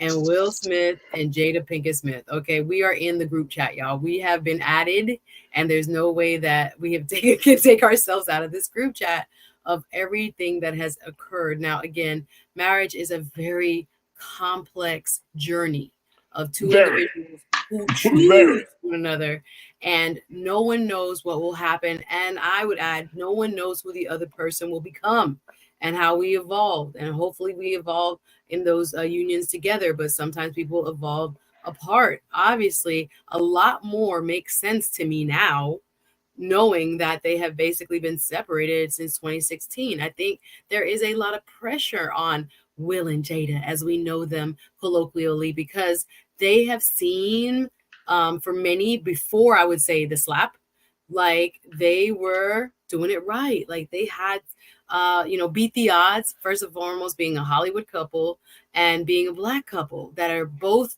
powerhouse superstars in their own right, and raising a family with beautiful kids and all the stuff that we want, the storybook ending. I think people have been really vested in them because of their, celebrity and their openness to talk about their issues. Now, fast forward to, the Oscar slap and the red table. We have had, a more realistic and sometimes uncomfortable view into their lives and what it has been like for them on their journey of marriage. And for many of us, it was eye-opening. It was uncomfortable. It was like, why are you telling us all of this? Some of this needs to be probably better suited for a therapy session than sharing with the public, but they did. All right. All right. Can I throw this in there? Because I see a couple of people. I see you, Stephen. Y'all act like we don't see y'all on the chat, right? And I see people like, I don't do celebrities. Stephen, you say, I'm out, man. I don't do celebrities. I got you.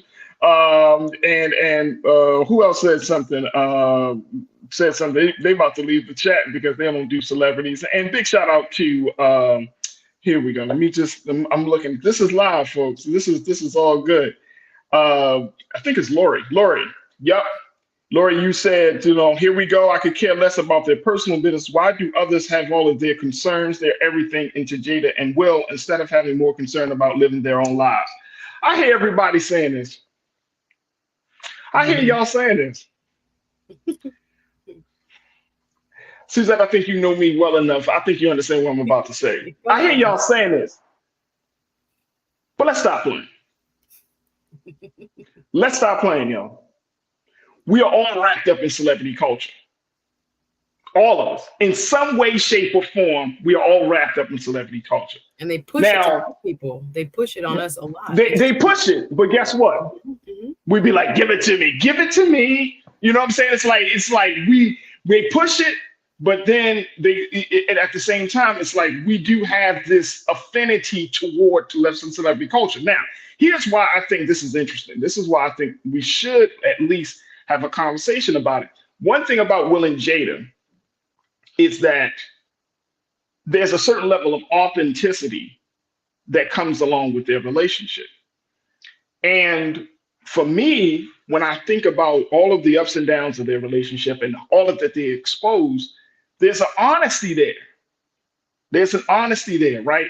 Like it takes a lot to come on some national platform and discuss your marriage the way you do, the way they do, the way Jada does, the way talking about her entanglement and just talking about everything. That takes a lot of honesty. It takes a lot of courage. And I think that's something that we could talk about. We could talk about within Black community, is that the courage to have these conversations, right? The thing that I find to be interesting is that we are living in a time, and y'all can tell me if I'm wrong with that, but I think we're living in a time where people are looking to kind of break away from traditional norms when it comes to intimate relationships and looking at how they can redefine those norms to fit the interests of the two people involved, not to fit the society expectations, but to fit what those two people have decided they want to do with their relationship. Because I'm of the thinking of, this is what I'm thinking of. If you want to be married, you go and get married. But at the end of the day, there's only two people in this relationship, you and that person. And y'all determine how that relationship will be.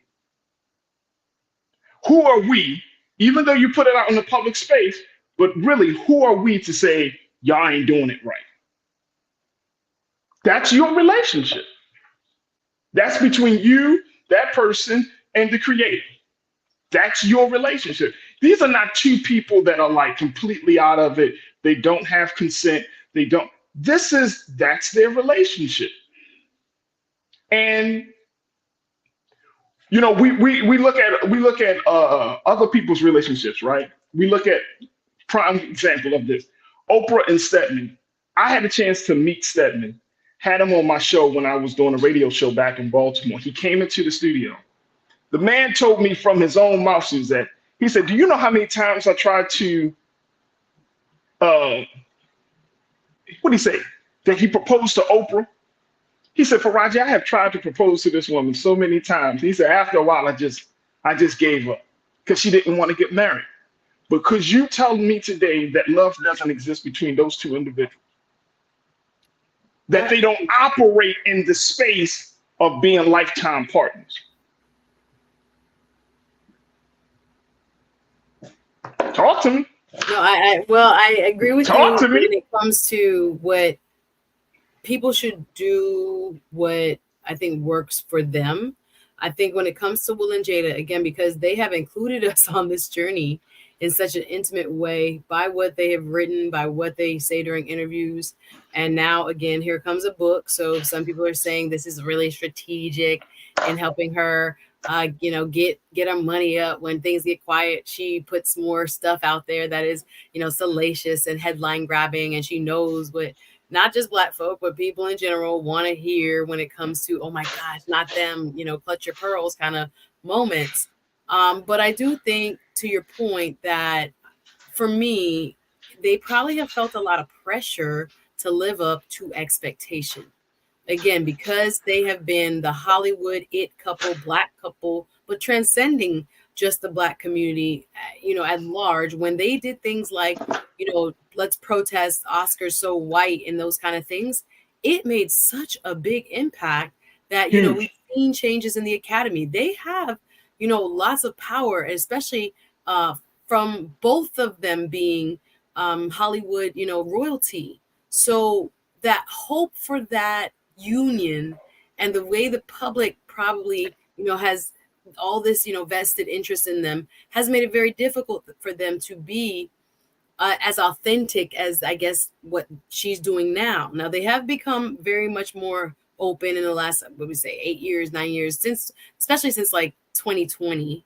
So that's only like 3 years, but they have become, I think, more comfortable within, their reality.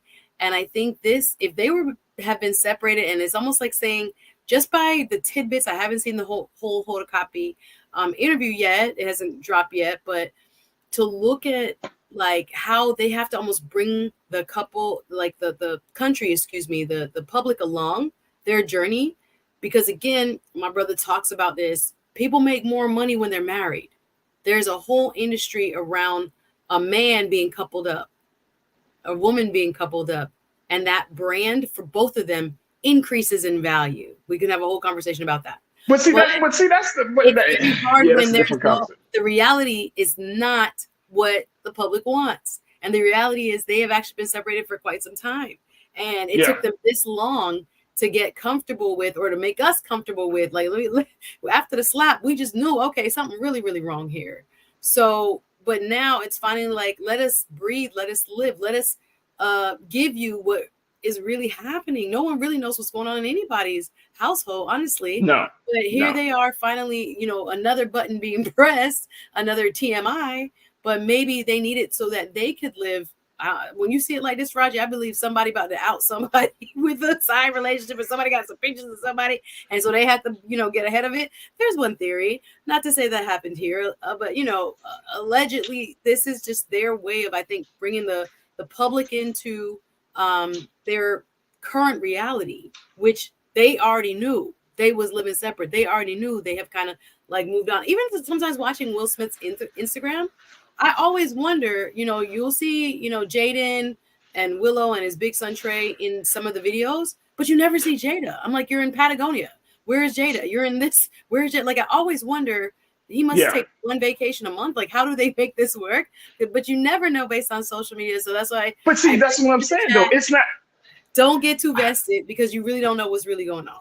Hey, and that's a good thing. We got to take a quick pause, but that's a good thing. You don't get too vested in celebrity couples, but more importantly, like that's their life, right? Like they've been doing this for 7 years.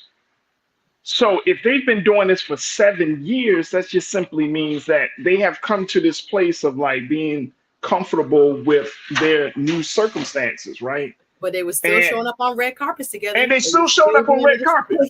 And I mean, and who knows? They might get back together, but they're not together at this point. But it may happen. But I just think that, you know, if people want to have a relationship a certain way, it's okay. If they want to have if they're still maintaining some level of some sense of stability within the household, right? Their children are a little bit older, so it's not like they're dealing with small children. But they still maintain some stability, respect within the relationship, respect for each other, and creating love for each other. When she opened up her book, and I'm gonna take a quick pause after this point. When she got the book, she did a video on, I think it was Instagram, which she did like a book, you know, she was showing the box being open, and she was like, this is the first copy. Her whole family was standing around her. Will, children, Trey, her mom, everybody was standing around her. You see what I'm saying? And I think that when we're talking about these relationships, when things get rough, it's easy to be like, well, that's just messed up. But sometimes you just need a little inspiration. And I think so, because I think if you look at the numbers of people who are actually divorced in this country, is getting higher and higher. Let's look at the number of people who are not getting married. Let's look at the number of women who would rather have children than actually being married. This dynamic of the relationship, the culture of relationships is changing dramatically in this country. And so what do we want to see? Everybody is not going to walk down the aisle. Everybody's not going to be in a relationship for 20, 25, 30, 40 years. We're in a different time. Now, does that mean it's good or it's not bad? Yeah, I think it just simply means that people are just trying to figure out how to live their best life, quote unquote, with a partner. And I think that certain structures are falling down. So we just have to figure it out, right? This is a time and a period and a culture of change and transition. And I think it's interesting to see how this thing plays out. Look, we got to take another quick pause. When we come forward, let's continue this conversation. I'm sharing what you got to say on this, folks. And of course, we'll continue our discussion with Suzette. Stay with me. It's The Culture here on the Black Star Network.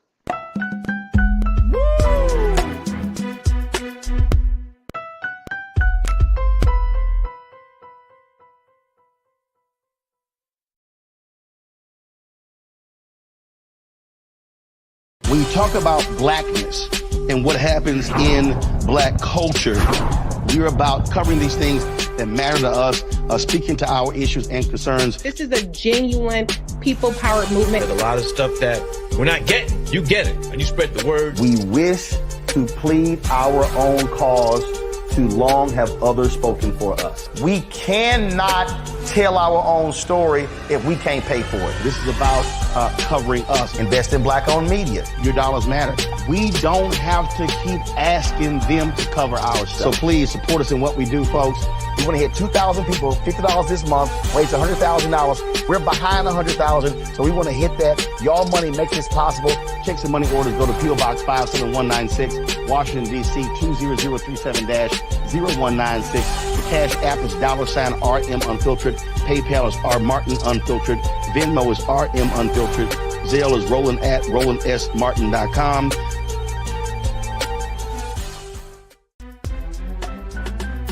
I'm Farajii Muhammad, live from LA. And this is The Culture. The Culture is a two-way conversation. You and me. We talk about the stories, politics, the good, the bad, and the downright ugly. So join our community every day at 3 p.m. Eastern and let your voice be heard. Hey, we're all in this together. So let's talk about it and see what kind of trouble we can get into. It's The Culture, weekdays at 3, only on the Black Star Network. Folks, Black Star Network is here. Oh, no punching! I'm real revolutionary right now. Support this man, Black Media. He makes sure that our stories are told. Thank you for being the voice of Black America, Roland. Stay black. I love y'all. All momentum we have now, We have to keep this going. The video looks phenomenal. See, there's a difference between Black Star Network and Black-owned media and something like CNN. You can't be Black-owned media and be scared. It's time to be smart. Bring your eyeballs home. You dig?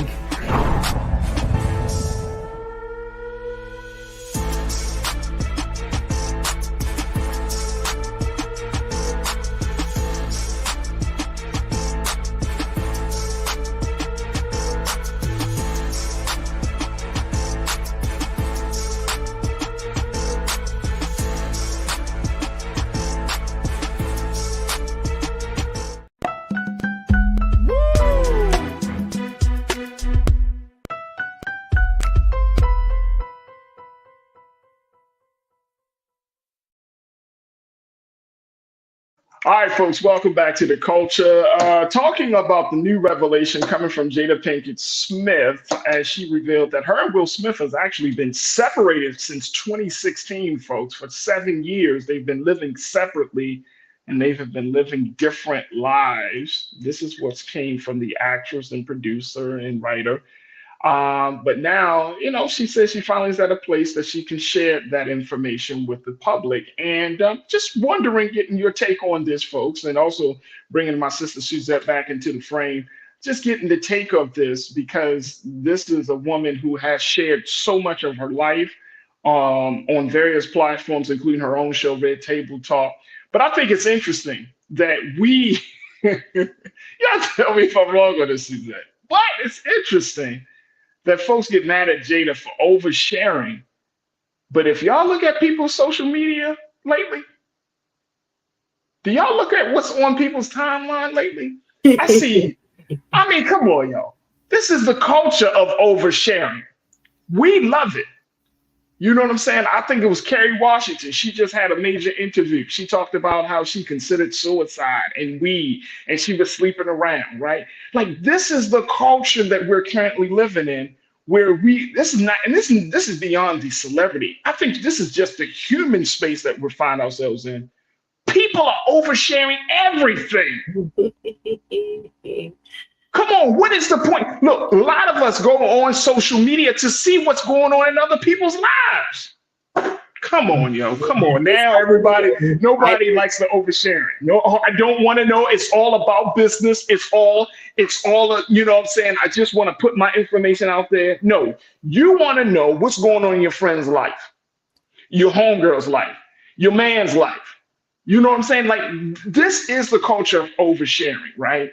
And Suzette, I swear to you, you and I got to have a part of this conversation. I've been reading this piece from The Atlantic where the writer of this quote of the story has said that entertainment and reality has merged to such a point that everything that we do culturally is from a place of Hollywood. Like, everything is always rooted in being entertained. And currently, social media is such a phenomenon because it's a level of entertainment with reality at the root of it. And that's what I see. I see that people love to see other people's lives play out. Now, that might not be some of our crew members. Some of those crew members might be like, I'm tired of it. But that must mean you don't go on social media, because y'all don't tell me y'all don't entertain. Anytime when Kurt Franklin talked about his situation, people were on it. Every time there's a situation, whether it's a celebrity or a non-celebrity, in time of somebody's life, there's this voyeuristic type of view that we start to take. People want to know about other people's lives. That is our form of entertainment. Nobody can tell me different. You can't tell me differently, Suzette. No, I think there are forces. You mean looking at me like Farajii? No, I don't disagree. I'm just saying that there are forces that are promoting this type of mentality. I agree with you that social media has become such an intrinsic part of our day-to-day lives for those of us who are almost, from just users to literally addicted to it because it was designed for that.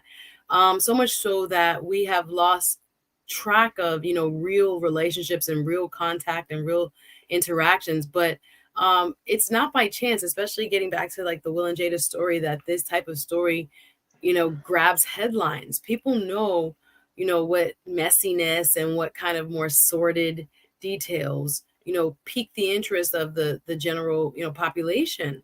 And if we're not careful, we oftentimes, I think, spend too much time. It's not a critique, just an observation, kind of dabbling in things that don't really have the deeper significance they should have to us, because again, we don't know these people. It's just any, human drama going on that I think one person in the chat said, just like our aunties and uncles had their family business that we didn't know about till we got of age and that kind of thing. Like we survived because we are communal people. We survived.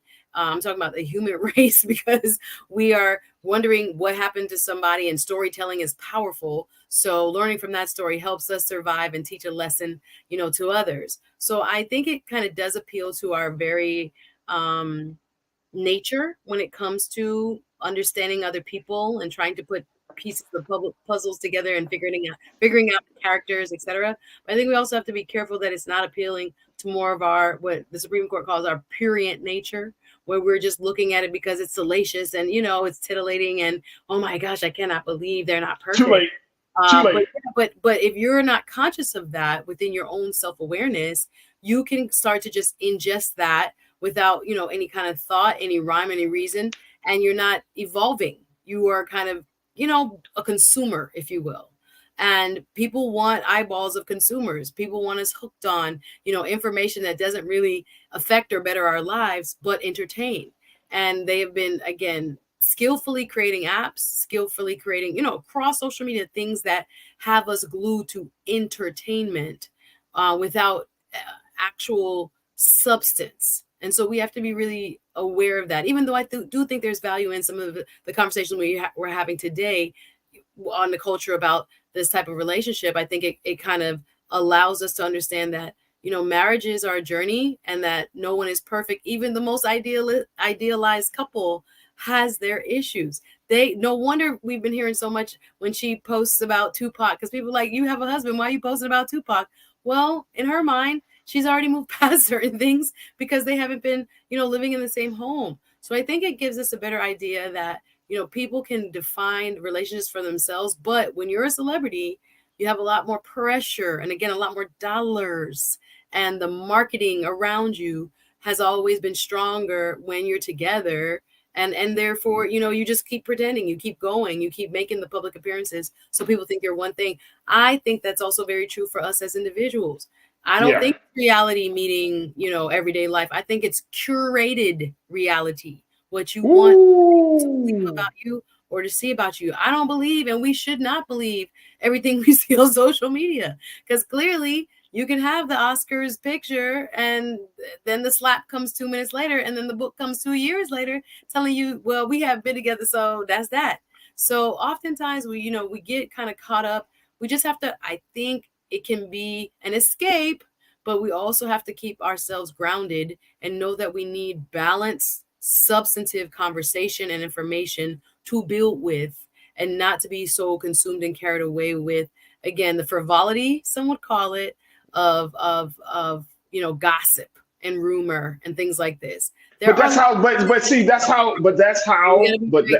to your point, are not just being pointed in that direction, because we got serious issues we got to do. To your point, and I agree with you, that's not where the only part I push back on is that the culture right now is about the gossip. It's salacious, right? The culture right now is about somebody's life being either brought up or somebody's life that's down. That's the culture. I mean, that's why you do have certain media spaces online that are thriving. We could say TMZ, you know what I'm saying? We could say whatever you think of your favorite gossip site, and they're thriving. I follow gossip sites, me on the IG, you know what I'm saying? And I see the stuff that people are putting out there, what they're putting out there. And guess what? We know about it. We love it. We comment on it. Now, that may not be a part of this group that's tuned in today to be like, oh, no, I don't do that. But talk to your friends, talk to your coworkers, talk to your family members. they are into this stuff, man. Celebrity culture wouldn't be at the place that it's in.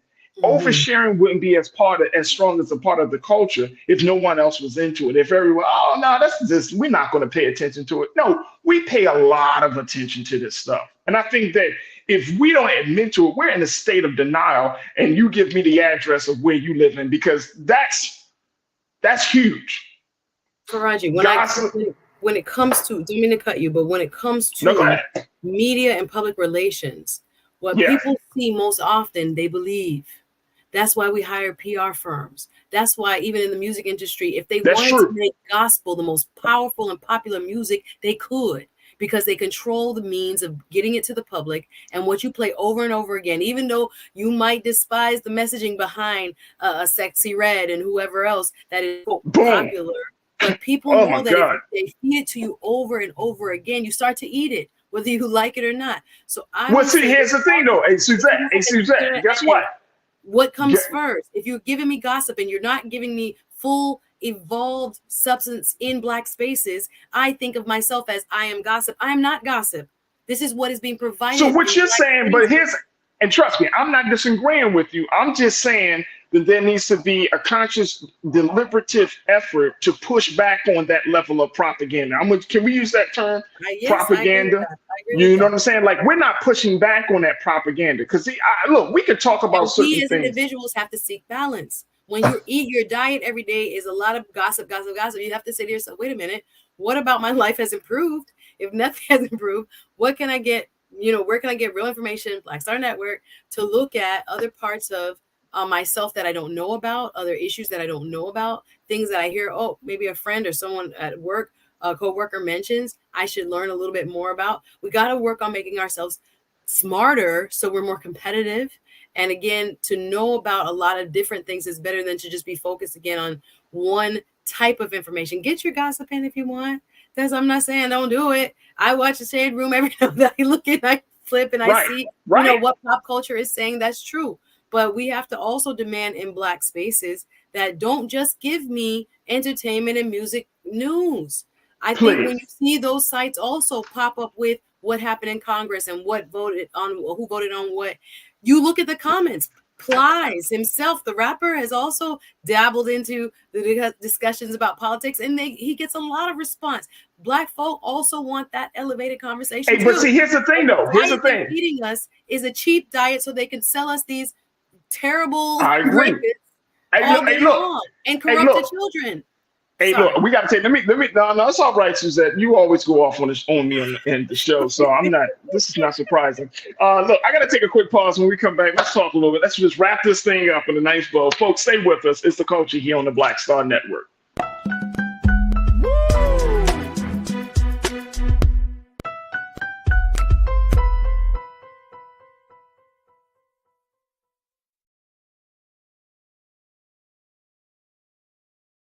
Black Star Network is here. Oh, no punch! I'm real revolutionary right now. Thank you for being the voice of Black America. All momentum we have now, we have to keep this going. The video looks phenomenal. See, this difference between Black Star Network and Black-owned media and something like CNN. You can't be Black-owned media and be scared. It's time to be smart. Bring your eyeballs home. You dig? When you talk about Blackness and what happens in Black culture, we're about covering these things that matter to us, speaking to our issues and concerns. This is a genuine people-powered movement. There's a lot of stuff that we're not getting. You get it, and you spread the word. We wish to plead our own cause. Too long have others spoken for us. We cannot tell our own story if we can't pay for it. This is about covering us. Invest in Black-owned media. Your dollars matter. We don't have to keep asking them to cover our stuff. So please support us in what we do, folks.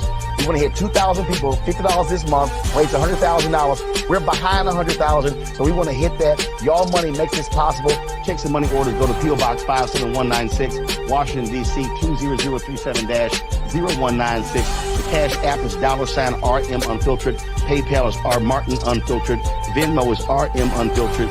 Zelle is RolandSMartin.com.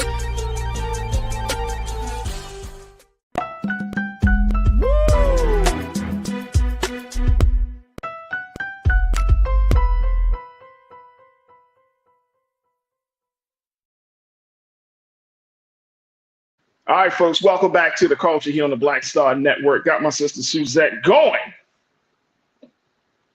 I got you going again. One, I knew this was going to happen because it happens every week. Got you going. We're talking about Jada Pinkett Smith. Then it went into a conversation about, how we're being fed gossip and entertainment. But guess what? Look, I've been hearing this for years. I've been doing black media work for years. I'm telling y'all, folks. You saying having a balanced diet. We don't know nothing about no balance in this culture. Let's keep it real. Like nobody is pushing. Look, everything that black folks is involved in, I'm saying culturally, it's either a tinge of Hollywood. Like if you are a teacher, you got to be like the teacher. You know what I'm saying? Like if you could be an engineer, you everything is celebrity, is through the eyes of a celebrity culture, right? That's why I truly believe that's why we have an issue, or we're challenged by everything from the real life stuff to the fictional stuff, right? Because we Hollywood, and I'm saying this in terms of celebrity culture, has been intrinsically intertwined in how we see things, right? We don't just see a public servant. We see Senator so-and-so. I gotta take a picture with her. She's a public servant. We see Vice President Kamala Harris. Oh my God. She is a public servant.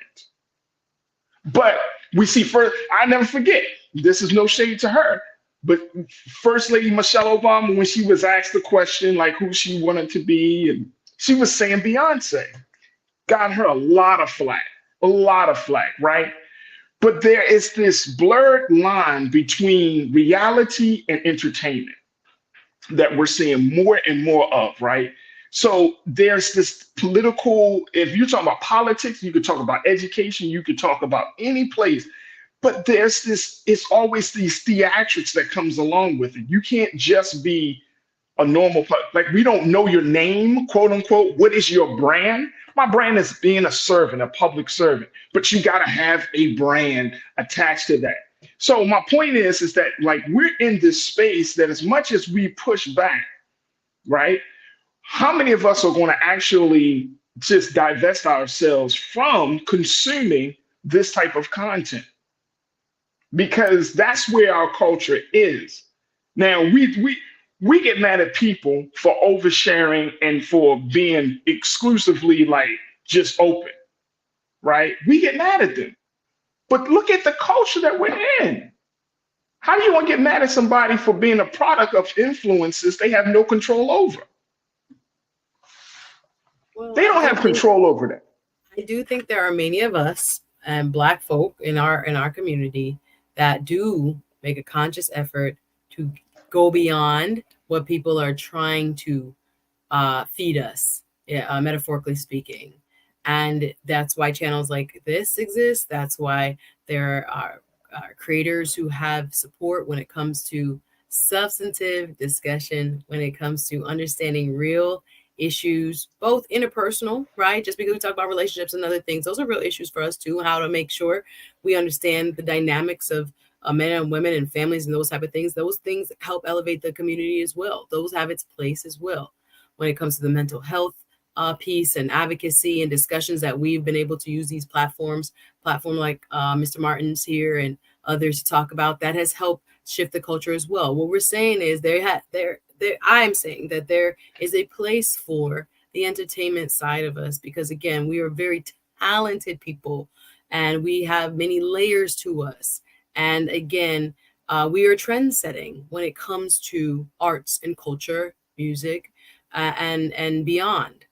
But we have to also understand that we are also scholars. We are also and I agree with you, Suzette. Suzette, I agree.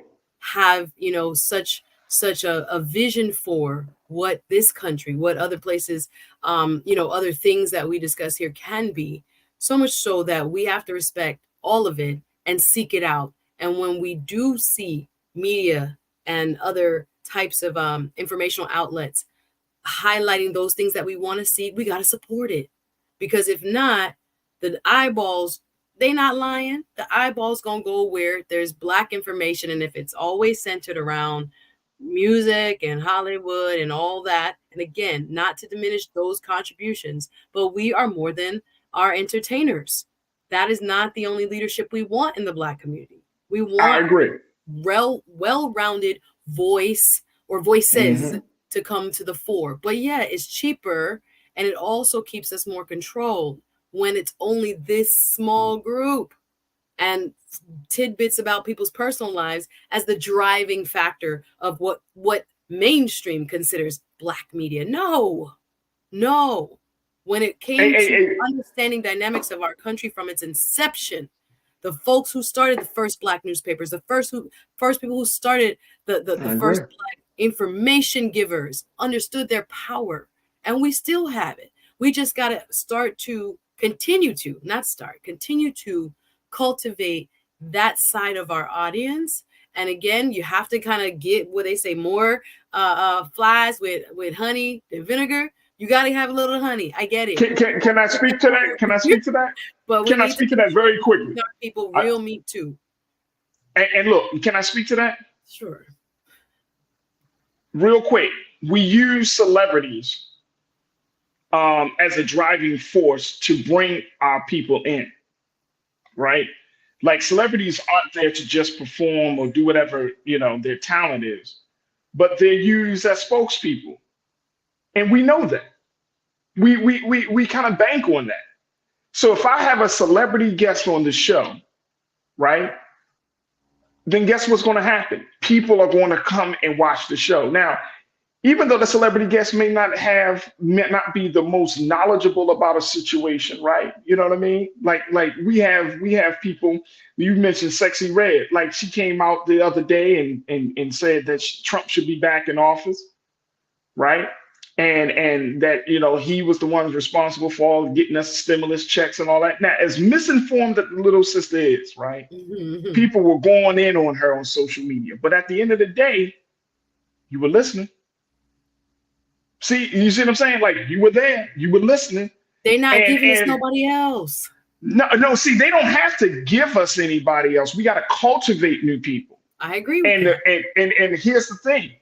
When we do cultivate people, if the person doesn't appeal to our entertainment side, right? The things that I think that made Obama such a phenomenon is because there was this level of entertainment. Like, his story and who he was, and it just all kind of played into the moment that he was elected as the first Black president. And he has this beautiful bright teeth and white and beautiful smile, and he got, like, it fit. Well, he was also a man of substance. But the substance is going to be kept to a minimum, because our culture, I truly believe our culture does not reward those of us to think critically. And I don't think that. I don't think so. Our culture, and I'm saying Black culture, right? If you go to any Black website, go to any of your favorite Black websites, I'll tell me what the first couple of headlines are. Fashion, entertainment, music, movies, celebrities. I've gone to websites for Black women, fashion, shopping, how you can get beauty products and stuff. It's always on the external stuff. And then you got to scroll down and be like, how to, it'd be things like how to live your best life, how to, just little stuff. And you like, everything is through the lens of being entertained. Everything is through the lens of Hollywood. Everything is through the lens. That's just the way the things are. And I'm not saying that it's good. I'm just simply saying that if we're going to push back on this part of the culture, then it has to be collective, because somebody is listening. Tell them young sisters on IG that it ain't about being seen. No, tell us the people that we're asking Sexy Red about her political. What are we doing? Like, what are we doing? As far as we're doing what we've been fed to do, as you said, right? Is it controlled by Black people? Is it controlled by Black people? No, it's not controlled by Black people. But is hip hop controlled by Black people? No, we can go even deeper. No. The point is that we have to serve as our own filters for our kids, for our community, for what we support with our money, with our eyeballs. Our attention is right now a priceless commodity. So again, if there's only one type of food at the buffet, that's the food you're going to eat. Yeah. You didn't want the food. That's what came on the buffet. You and I probably see it very similar in terms of the outcome, but maybe a little bit different from the root cause as to why it's this way.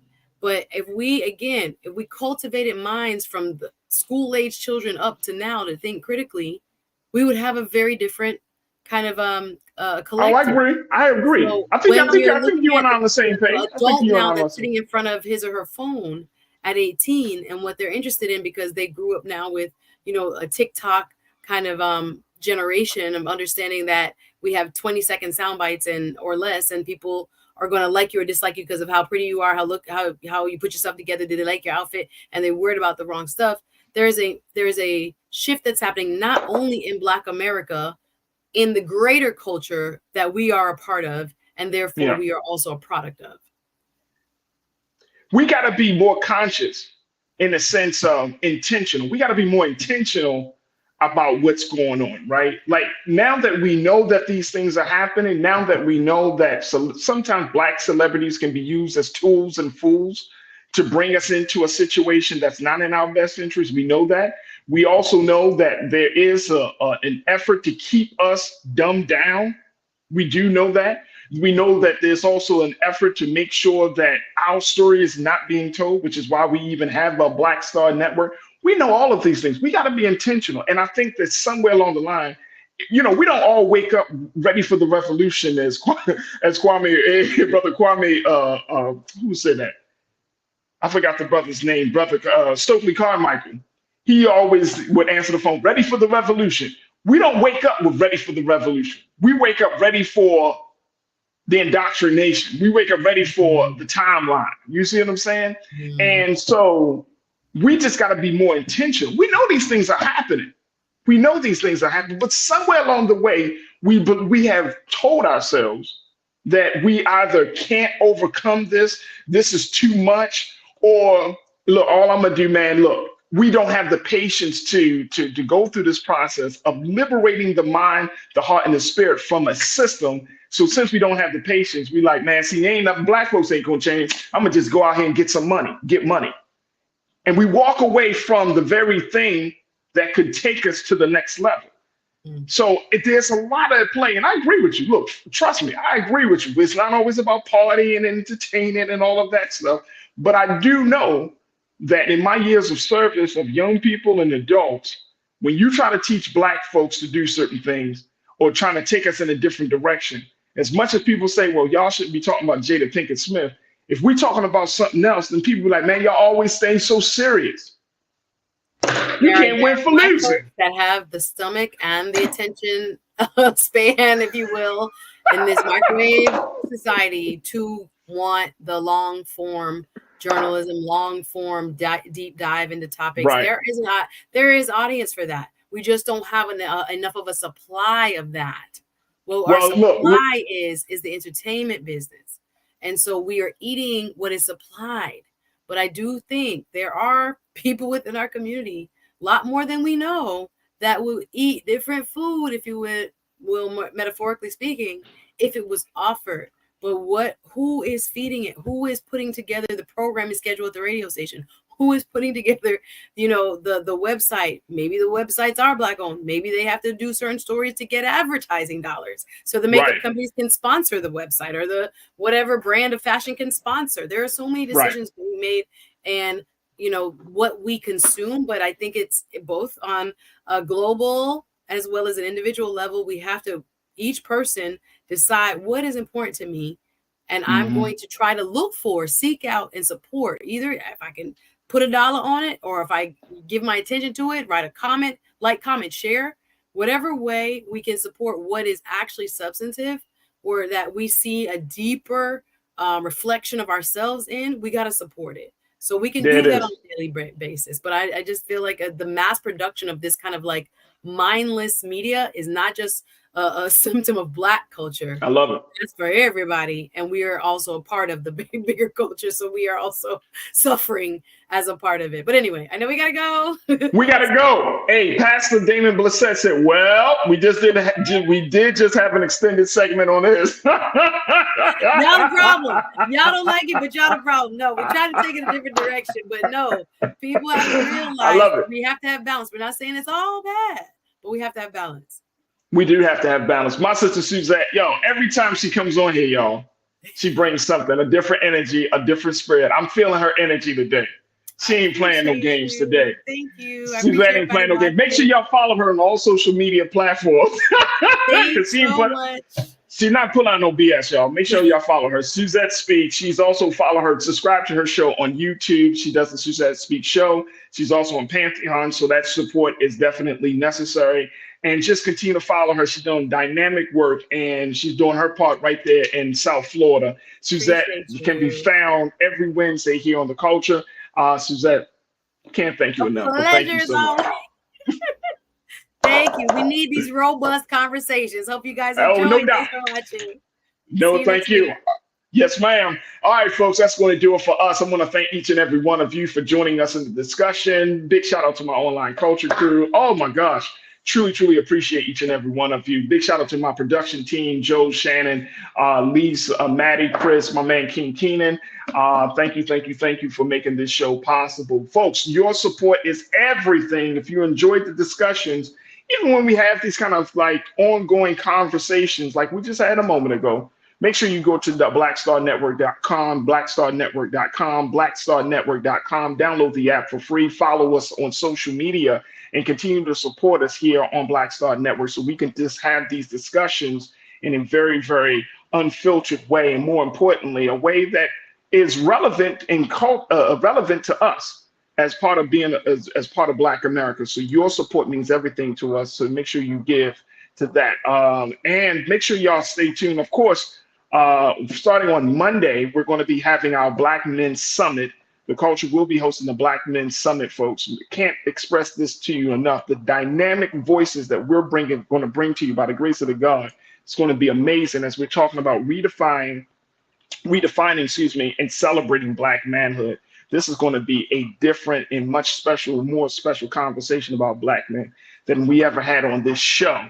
So the Black Men Summit will be kicking off on the 28th anniversary of the historic Million Man March, which is this upcoming Monday.